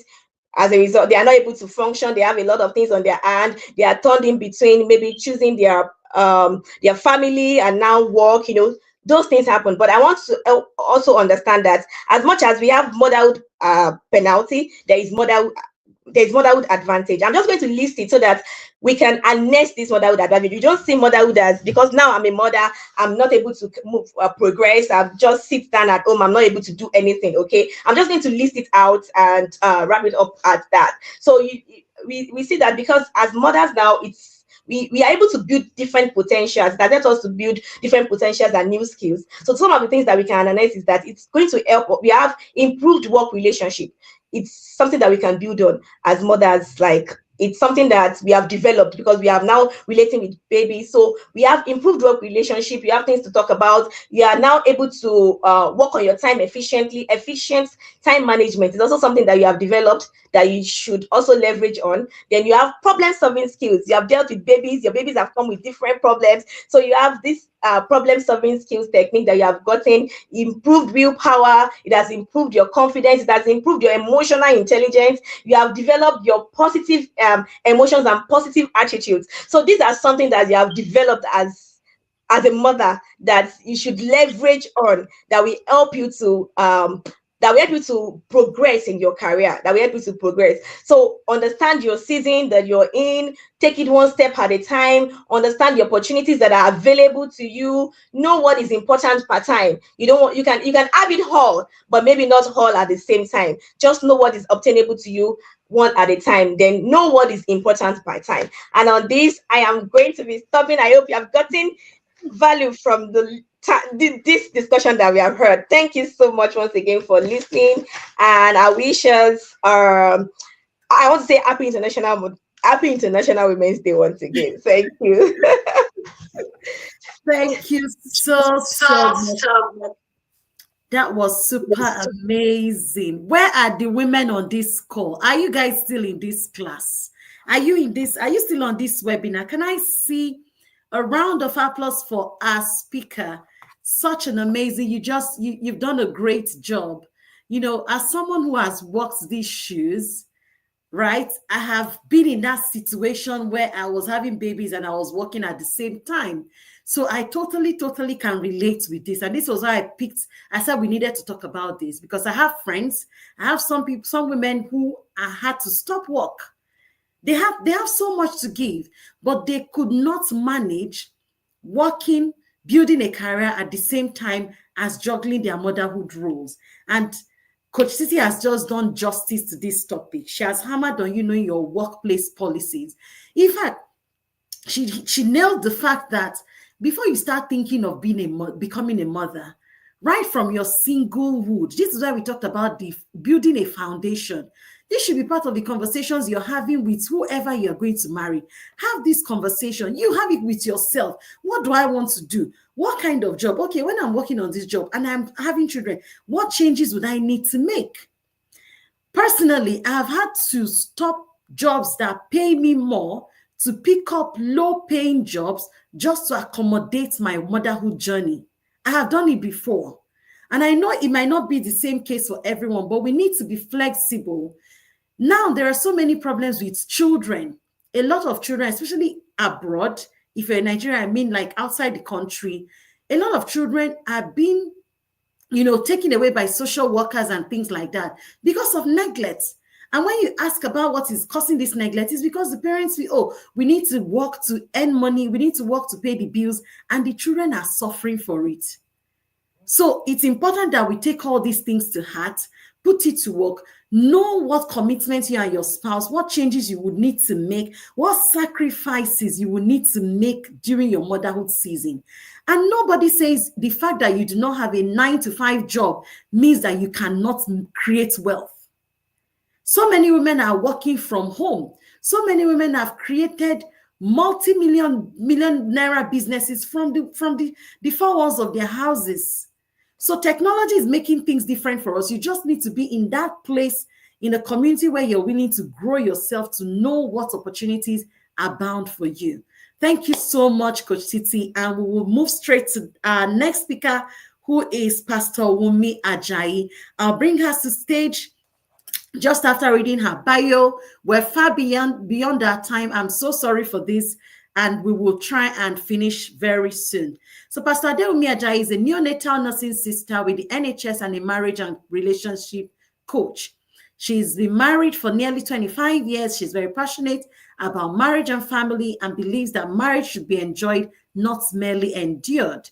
She has been involved variously in supporting marriages and families over the years, and she's currently one of the facilitators with the Colossians Family Network, a charity organization that supports marriages and families.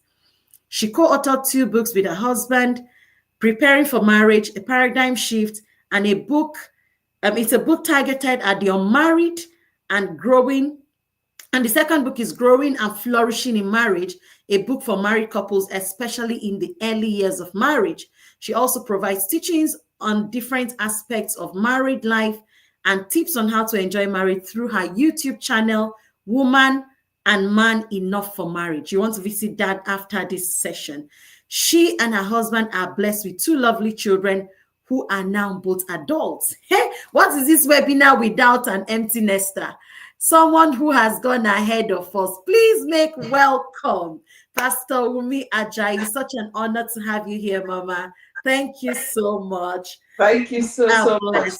I nearly forgot you. myself. I was enjoying the webinar so much that I nearly forgot I was a speaker. Right. Thank you, Ma. Thank you, You're Ma. welcome. Please take It's it my honor to away. be here, and I want to join the other speakers to say Happy International Day to all the women on this platform. I know our time is fast spent, so I'm gonna try as much as possible to just go through what I've got quickly. So I've been asked to speak about the later years, and some of the peculiarities of this season in our lives is that empty nester children are leaving home. They don't really need us as much.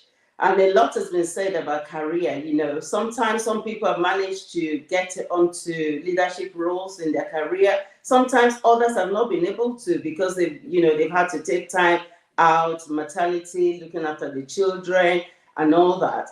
And this is the season of our life as well. When some health challenges starts to come up, we can't, ignore that. It was when after my 40th, that I started having pains in my knees, and I'm like, what's going on here? And some people have other health issues, diabetes, heart conditions, and all that. And then menopause, as women, honestly, the things that we have to go through. Perimenopause, menopause, with its attending challenges, that's the season when that starts to come up as well. And there's what we call midlife crisis. It is real, it is a thing, which is attached to, whether we've self-actualized. A lot has been said about finding our purpose, the realization and fulfillment of our talents and potentials. And then we start thinking about leaving a legacy. What would I be remembered for? We start planning for retirement. What happens when I'm not working anymore? And for some people, they have grandchildren and they start. So there is a lot that happens in this season of our lives. And unfortunately, I can't tell who is, the ages and seasons that people are on here. But I just want to say that irrespective of what age, what stage you are in, this is a stage that we will all get to.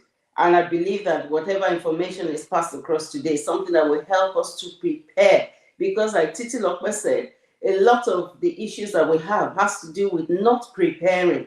We don't prepare for marriage, we don't prepare for having babies, we don't prepare for, whereas if we actually prepare, then we won't be caught unawares when some of these things starts to come up. And I'll say that as somebody that wasn't prepared for menopause. I'm like, oh, what is this? What's happening to me? Because you just carry on with life, and we don't think of preparing for the next stage. A lot has been said about what flourishing is. When we flourish, we prosper, we're developing, we're growing. And life is in a continuum. We can say that, we can talk about life in seasons, but actually, life is a continuum. We are living life, even though we're moving from one stage to the other. And a flourishing person is someone that is living a good and fulfilling life, someone that has a sense of purpose, irrespective of age. And I like that a lot has been said about, purpose. And I say emphasis on a sense of purpose because your purpose is subjective in definition. Your purpose is not my purpose. We are called to do different things at different times because we have different giftings, different talents, and our circumstances are different as well. Someone might need to, maybe stop working because they're looking after children. Someone might not be able to have children and then they're able to, put themselves into their career. So a sense of purpose is subjective. And it is that feeling, as long as an individual, you get that feeling that your life has a meaning and your life has a direction. You know what you are about, you know where you're going, and you're contributing to a larger picture. You are contributing, you're playing your part, and you're playing it well. whether it's in your marriage, at work, in church, and in society, you have that sense of fulfillment, that sense of purpose that I am playing my part, I am contributing. A good sense of purpose is very essential if we're going to have a good well-being and mental health, because it brings fulfillment. I said about midlife crisis, a lot of reasons why people have midlife crisis is because they don't have a sense of purpose or a sense of fulfillment. When we look at the book of Psalm 92, 12 to 15, I will just read verse 14 that says, they will still bear fruit in old age. They will stay fresh and green.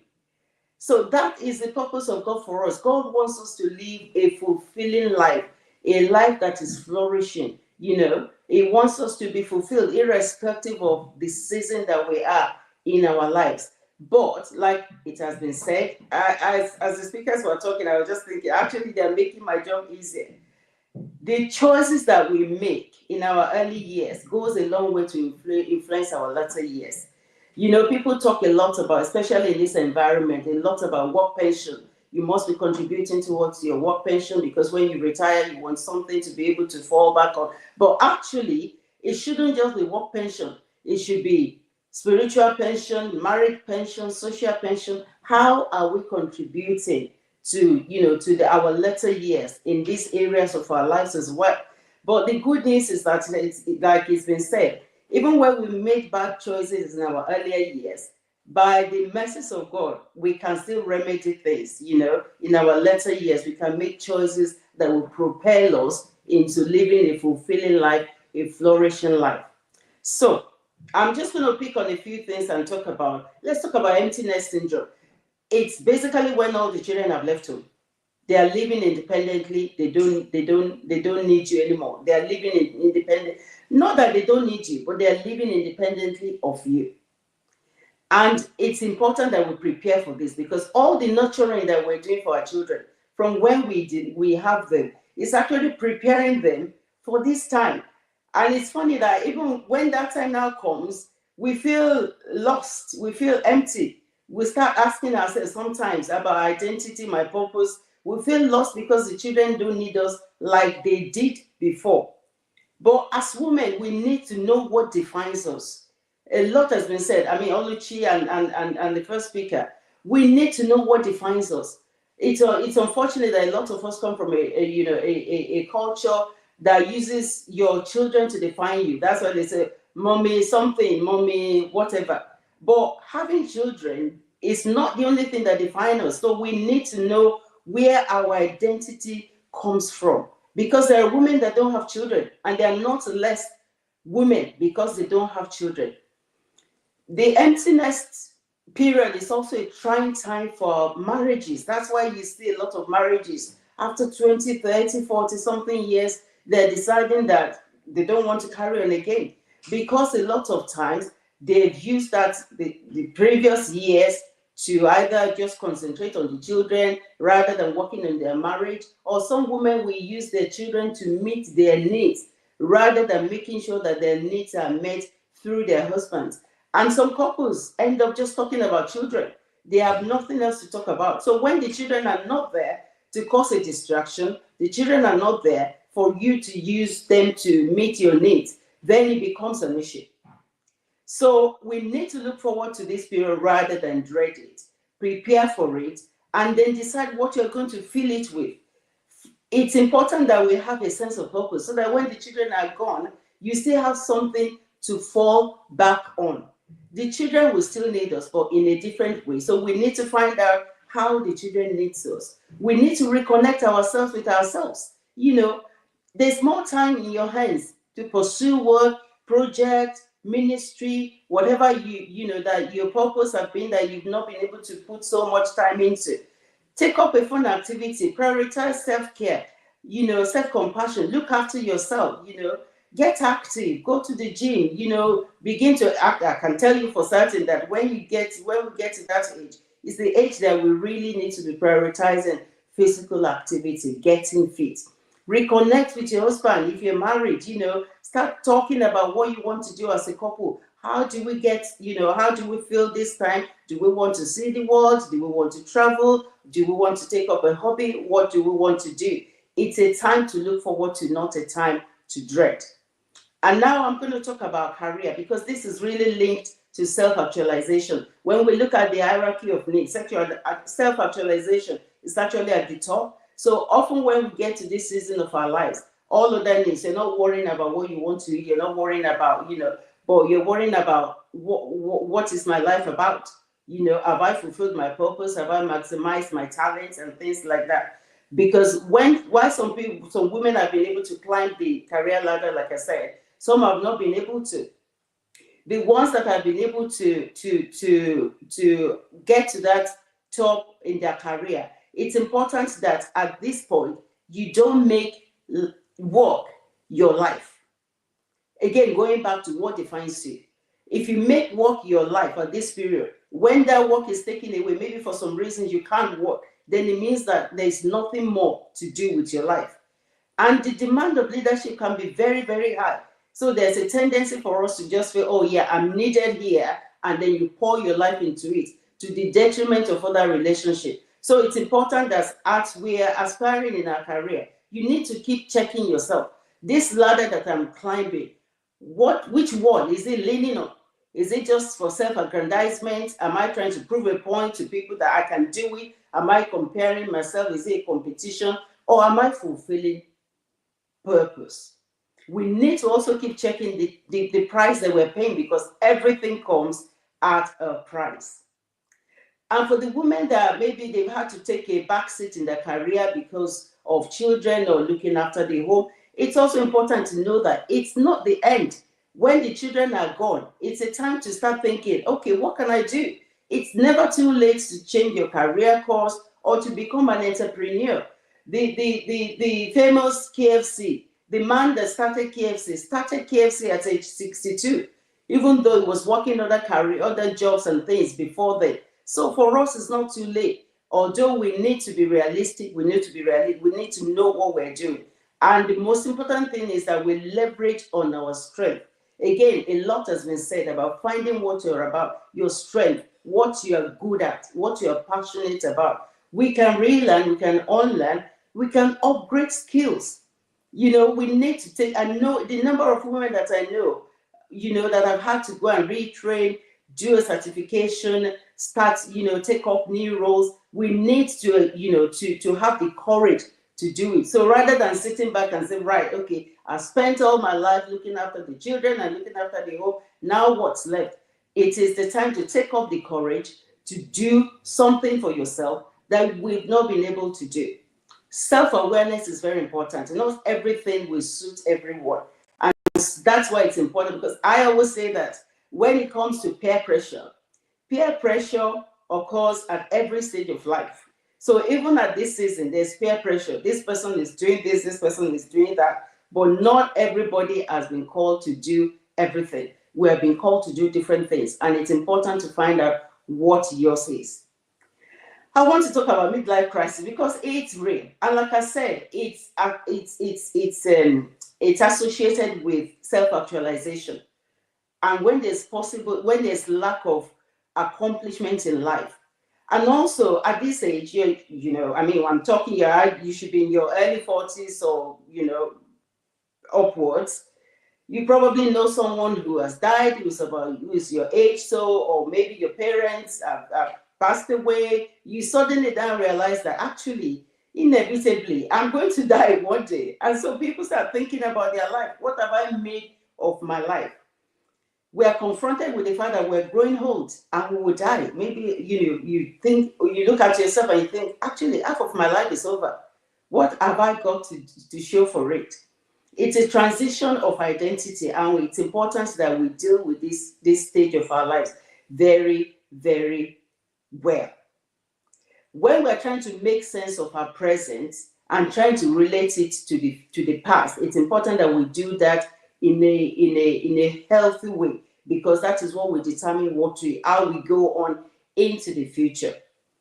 When people are going through midlife crisis, it can be all sorts of things. Sometimes people just lose enthusiasm for life, or what's he all about after all. But no, this is not our case, because we've just read in Psalm that the plan of God for us is that even in old age, we are fruitful. And it's just important to sit back and say, right, at this season of my life, how does God want to use me? How can I contribute to my society? How can I contribute to my cycle? How can I contribute to people around me? Right, menopause quickly. It can affect our efficiency at work, and it's very important that we know this. Preparing for it is very good because it creeps on you. It doesn't just come bam like that, unless you have a surgery that means your ovaries have been taken away. It's a fact of life and it's part of aging, so we just need to accept it. Fighting it does not make any difference. We must talk about it. A lot of employers are now, I mean, if you work with the NHS, there's a lot of resources that you can access about how to support yourself, what to do, how to look after yourself, what your employers can do to support you at this season of your life as well. So it's important that we talk about it rather than burying our heads in the sand, because it does affect you. It does affect all areas of your life. It can, be trying for your relationship. It can, sometimes when you think now about women that maybe they're just irritable and they call them witches, you don't know whether it was menopause that was affecting them. So it's important that we prepare for it. Talk to other women that are going through the same thing, seek information about how to live well with it, and then it will mean that period is not a period where things go wrong in our lives. It's just a phase that we just need to know how to go through. And quickly, linked to this season as well is talking about self-actualization. It's actually thinking about the impacts that we make. Leaving a legacy just means that our life has a long-lasting impact, so that long after we have gone, people have things to say about how we have things to show for having lived. It starts from early in life, and that's why some people will live a short life and it will be very, very impactful. And some people will live so long that when they die, nobody has actually missed it. And again, our legacy is tied to our purpose. It's never too late to start. We just need to find out what we are about. Titus 2:3-5 talks about older women, that they should live in a reverential way and teach younger women. So as long as you're in your 40s upwards, you are an older woman, whether you like it or not. Sometimes we don't want to accept that we're old, but actually you are an older woman, and the Bible is expecting us to be able to train younger women. Share your successes with them. Share your failures. No one's got it all together. We all make mistakes, and it's important that we're able to share our experiences with women around us. To leave a legacy for generation after us, we also must be careful how we live. Ephesians 5:15-17 says, be very careful then how you live. And I'm going to end with this. Not as unwise, but as wise, making the most of every opportunity, because the days are evil. We're not here forever. That's the truth. It says, therefore, do not be foolish, but understand what the Lord's will is. So to live as wise, we must make the most of every opportunity. I like what one of the speakers said when she said, every day is your morning. When you wake up, it's your morning. It's not every opportunity that comes our way, because the days are evil. It is not now that we have. We only have now. So it's important that we live every day purposefully, understanding what the Lord's will is. What does God want for you? Realize that we are leaders, because leadership is by. So as a woman, wherever you find yourself in your circle of influence, you are a leader. It's been said by sociologists that the most isolated individual will influence 10,000 people during their lifetime. So as we're living, we're leading. As we're living, we're influencing. So it's important that we take note of that when we're talking about leaving a legacy. We need to lead from who we are more than our positions or our possessions, because some people think, oh, you need to be, to be famous, you need to be rich, you need to be able to influence people. No, we need to lead from who we are. And so we need to know who we are and what we're about, so that we can lead from that place. Our general tips as we go on in our later years, We need to learn to adjust our goals. You know, if your goal was to do a PhD, can you do a master's? We need to regularly adjust our priorities. What are the things that are important to me now? If we don't get our priorities right, we'll be using our energy, expending our energy on the wrong things. And that is not how you leave a legacy. That is not how our life will have a long lasting impact. We need to be intentional about our relationships. You know, your marriage, your children, your friendship cycle, the people that you're influencing. Be intentional. Prioritize your relationship with God and be assured of your eternity. That's the one of the main things that we can do for ourselves in our legacy years, because like I said, no, we only have now. We only have now, and we're not here forever. We need to accept the present and make peace with the past. You know, you've sacrificed your career for your children, you've made mistakes, you have regrets, someone has offended you in the past, maybe a husband abused you or a father abused you. We need to make peace with our past, because that is the only time that we can actually look forward.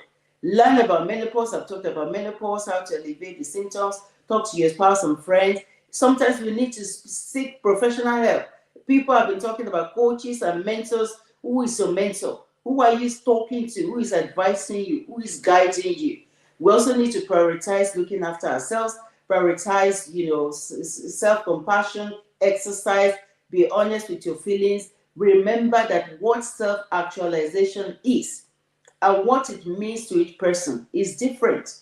And as long as you have that sense of purpose, the sense of you're fulfilling your purpose, that's what's important. We are running individual races. We are not running anybody else's race. And especially when it comes to this season of life, it's important that we're very, very aware of that, so that we're not just chasing around, shadows, rather than being where God wants us to be. So I'm going to stop here because I know our time is fast spent. Thank you so much. Thank you so much, Ma. Thank you. God bless you. We love you. We honor you. That is just within that short period of time is so powerful. I was feeling the punch. I was taking notes. I don't know how to explain this thing, but it's important that we take every lesson here to heart. She's in that season that I'm looking forward to getting into. And what a way to be preparing myself for that season. So we can see, thank you so much, Ma. Thank you. God bless you. We can see the importance of preparation throughout all the different seasons that we've talked about. The truth of the matter is that we've also seen the importance of purpose, discovering yourself, your identity. Having all the four speakers touched on almost the same thing. They were talking from different perspectives, yet there were common denominators amongst what they were saying. Self-discovery, identity, building a solid foundation. They talked about purpose. This is why a lot of people are frustrated in life. The reason why many women are not flourishing is because beyond beyond the multiple roles they play as a wife, as a mother, as a worker or an employee or a boss at work, they have got no other sense of identity. They have got no other sense of purpose. So the moment they lose their job, they will just go to ground zero because they've lost themselves. Some women, you have so much ambition before you got married. The moment you get married, everything just goes to the back burner. It's important that you know these things beforehand. This man that I'm choosing to marry, what is his own vision? Where is he even going? Can we even go together on this journey? Because many women are unfulfilled. This is why we are spending how many hours of our time doing this. Not because we can't be with our families or be in our beds, but we don't want you to make the mistakes that maybe some of us have made, and we're restructuring our journeys at this point. If you're a younger person here, regardless of whatever season you're in, it is God's desire for you to flourish throughout the seasons of your life. So don't dread the seasons of your life. They will come. They are outside of your control. And the thing is, your purpose within each season can change. but there'll be an overarching purpose that would not change. Within each season, you find yourself playing a different role, but there'll be that particular calling upon your life that will not change. It will be constant. That's why it's important for you to know, so that you don't get into one season and you are confused. If we have any questions while I'm speaking now, please put your questions in the chat box. We need to let our speakers go. We need to let you also go, because I recognize that it's late. But please appreciate our speakers. We want to thank you all for being here and staying here. You can always come back to this channel. Please click the like, the subscribe, because so many other goodies will be coming your way in the course of the year on this channel.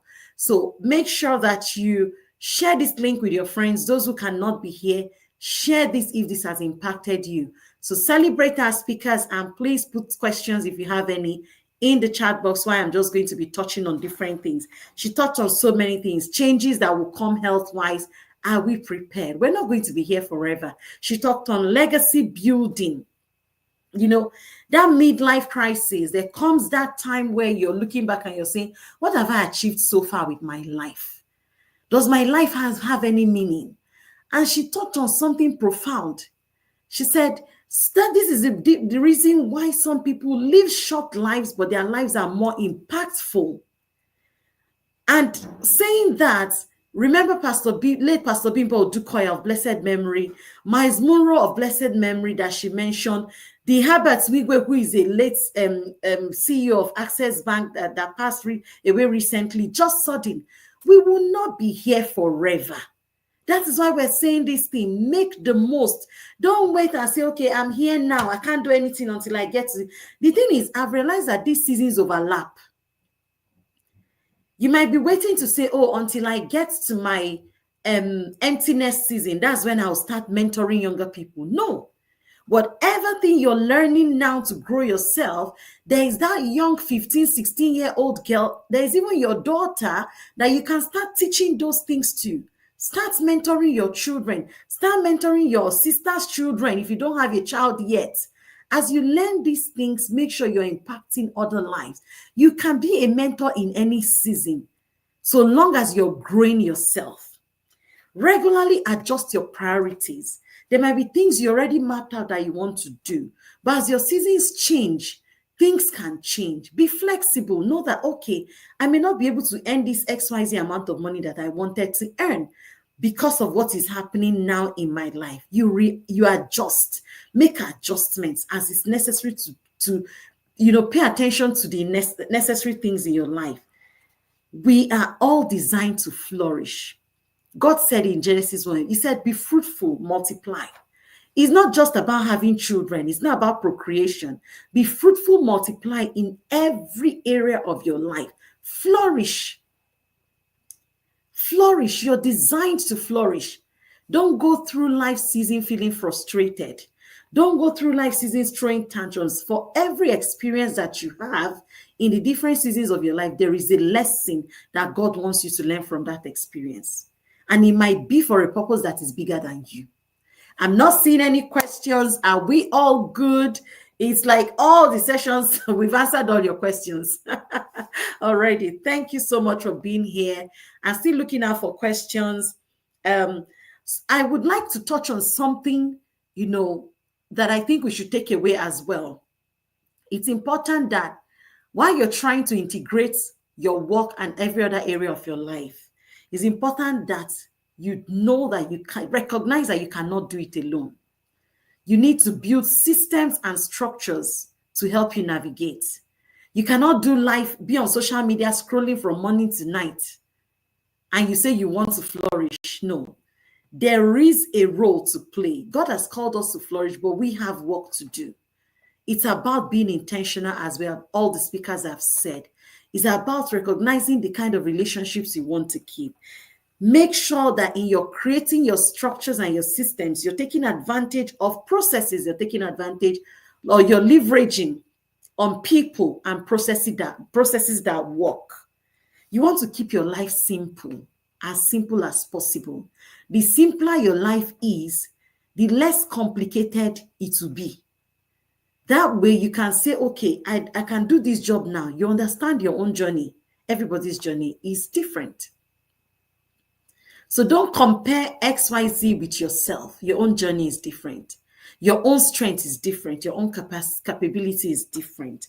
So it's important to keep your life simple as possible. As you journey through life in every season, some things you would need to eliminate. There are things you will not need. You just need to drop them. And the truth of the matter is sometimes we hear this in, oh, I have to trade something to get something. The truth is, you can have it all, but not at the same time. In every season of your life, there's something that needs to give. So in that season, recognize that whatever you are giving, whatever you are trading off, has to be something that actually needs to be traded off in that season of your life. In another season, you might need to pick it back up. So these are things that we want to hold dear to, that we want to use as tools, as skills to help us navigate. Thank you so much, Vivian Amarachi. I see you. I see all your comments. Thank you, Charity, Anike. I see you, and everyone that has stayed through with us. Thank you so much. I hope this session has been an amazing one for you.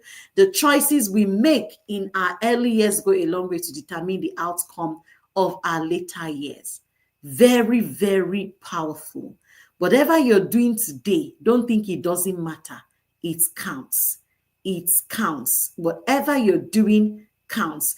That future you're looking at, the decisions you're making today, the steps you're taking today, all come together to give you that future that you are looking for or that you're expecting. Some things I've said you might need to eliminate in certain seasons of your life. Some things you need to delegate. Some things you need to delegate. Most of us, there are some of us who say, I want to look after my children myself. If you can do that, like Coach Titi Lokpe said, absolutely fine. Why not? Go ahead and do it. But if you know that you still need a job to keep your life going, to even look after those children, take advantage of the support systems that is around you. You want to equip other people so that they can be useful to you. When you see some women who are in high positions and you're thinking, oh, how do they look after their families? It's because they have prioritized. They have delegated some things. In the stage season of life that I'm in now, I'm juggling multiple roles, and I'm in a country where I don't have the kind of domestic support that I can have back home. So I had to realign things and drop off some things so I can be more available for my family, for my children. But even at that is not easy. So this is why it's important to have people in your corner who you can have these conversations with, and they can encourage you and support you. Don't do life alone. I keep saying this. Do not do life alone. Empower people. If you're in a country like Nigeria in Africa where you can get help, you providing a domestic job for someone is a way to also help that person's life. You're creating employment. So delegate when you need to so that you can cope. You're not El Shaddai. You can't do everything by yourself. If you need to get support with laundry, if you need to get support with cooking, if you need to get support with cleaning your house, whatever you think that you can do to make your life less overwhelming, take advantage and do it. And it's important to document. So when you're going through every seasons of your life, please document. Journaling is powerful.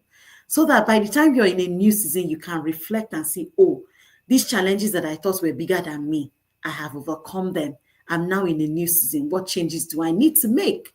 So journal, empower other people to help you. It's like, the story of Moses when he went up to the mountain and God says, lift your hand. And Moses lifted his hand. And at the point, it was for too long.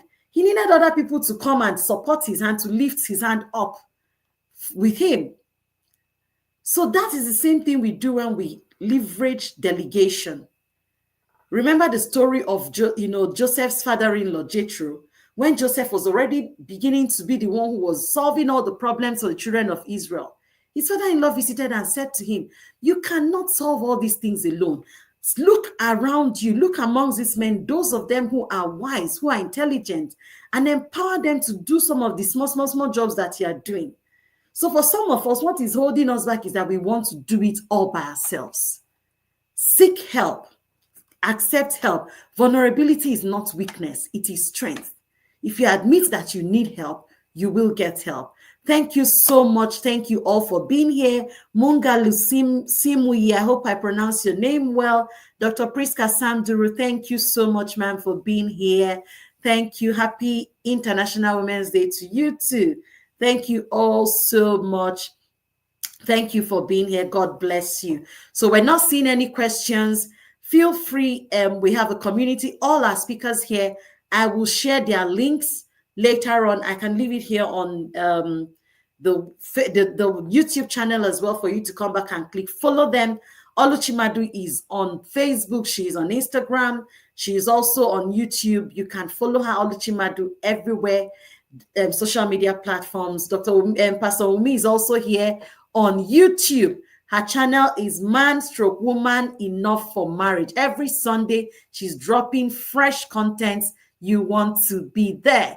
Okay, so Titi Lokba Idris is also here. Winning Couples by Ebere Anede. She's also on Facebook. I'm not sure she's on Instagram, but I'm very sure she's on Facebook. I'll get all their links and I'll share it on the channel. Thank you once again for being here. It's such an honor to have you. Make sure you are running with everything that you've learned here. Again, you are created to flourish. And whenever you make mistakes, you fall, don't beat yourself up. Pick yourself up and keep going. And make sure you find yourself the gift of a supportive community. We have one that is bringing you this powerful webinar, the Radiant Women Growth Network. Every day we talked about spiritual growth. Without God, everything we are saying here is just empty. God is the pioneer and the perfecter of our faith. He created us. He knows the day we are going to go back to him. He knows the purpose why he has created us. So whatever we're doing, please have God first. Put God first. Let him be at the center of everything you do. And that is one thing we do not take for granted at the community, the Radiant Women Growth Network. Every day, we are dishing out daily devotionals, where as women, as God's daughters, we are feeding our spiritual man with God's word, because we recognize the place of a healthy spiritual life. And that is why when you put God first, he says in Matthew 6:33, seek ye first and every other thing. Once you have God, you'll be like a tree that is planted by the rivers of water. Whether it's dry season, whether it's harmattan, you will keep flourishing. So thank you so much once again. As we draw the curtains close, I can't see any questions coming, so I think we'll just call it a day. So I'll bring everyone back to the studio to just say thank you. Any final words? Anyone has anything to say? I think Titi probably left. Thank you so much, Ebere. Awesome. Thank you all for being here for this long. It's longer than we planned. But thank you. Thank you so much. Our audience appreciate us, and I believe more people will be, benefiting from this, because it's just going to be here on YouTube for anyone to have access to. Coach Aluchi, do you have any final words? Coach Ebere, do you have anything to say? Pastor Wumi, God bless you, Mama. Anything to say, final words, and then we'll just close. Thank you. Okay, thank you once again, Chumema, and thank you, our audience. Thank you so much for staying till this moment. Like I said before, go and find yourself if you have not found yourself. To find anything meaningful in life, start by finding yourself. Thank you. Thank you so much. And I think my last word is just again to reiterate what I said, what the scripture says about the fact that God's plan for us is to flourish, to live a fulfilling life. And we all can find that. It's not an exclusive of some people. Finding that fulfillment is important for us in life, to be able to leave a legacy and to not live a life of regrets. We all make mistakes, we make wrong choices and all that, but we need to be able to forgive ourselves, move past it, and still press on until we live that fulfilling and flourishing life that God wants for us as his children. Thank you so much, Mama. Thank you. Oh, I think Vera is having a bit of network glitch. Very sorry. I think, are you okay to speak? Oh, I think she's having some network glitch. All right. So, um, that brings us to the close of tonight's webinar. I don't know how long that will take her, but I appreciate all of you once again, our awesome speakers and also our audience. You all are super amazing. It is our prayer that you flourish in every area of your life beyond your widest imagination. You know that knowledge, they say, is power. But I believe that implemented knowledge is what is actually power. So you can hear everything we've said here. If you don't implement it, you will not see results. So take action, execute. Whatever you need to come back and listen to this webinar. Me personally, I'll be coming back to listen to it all over again. So please do yourself that favor. Invite your friends to catch the replay, share the links with them, because we want as many women as possible to journey through life season with peace and happiness. We want every woman that God has created to recognize that she's designed to flourish. God bless you and have an amazing night rest. So thank you till we come your way again. I'm your humble host, Chinwema Essien, and I'm so honored to have you all here today. God bless you. Thank you, and bye for now. Bye. Bye.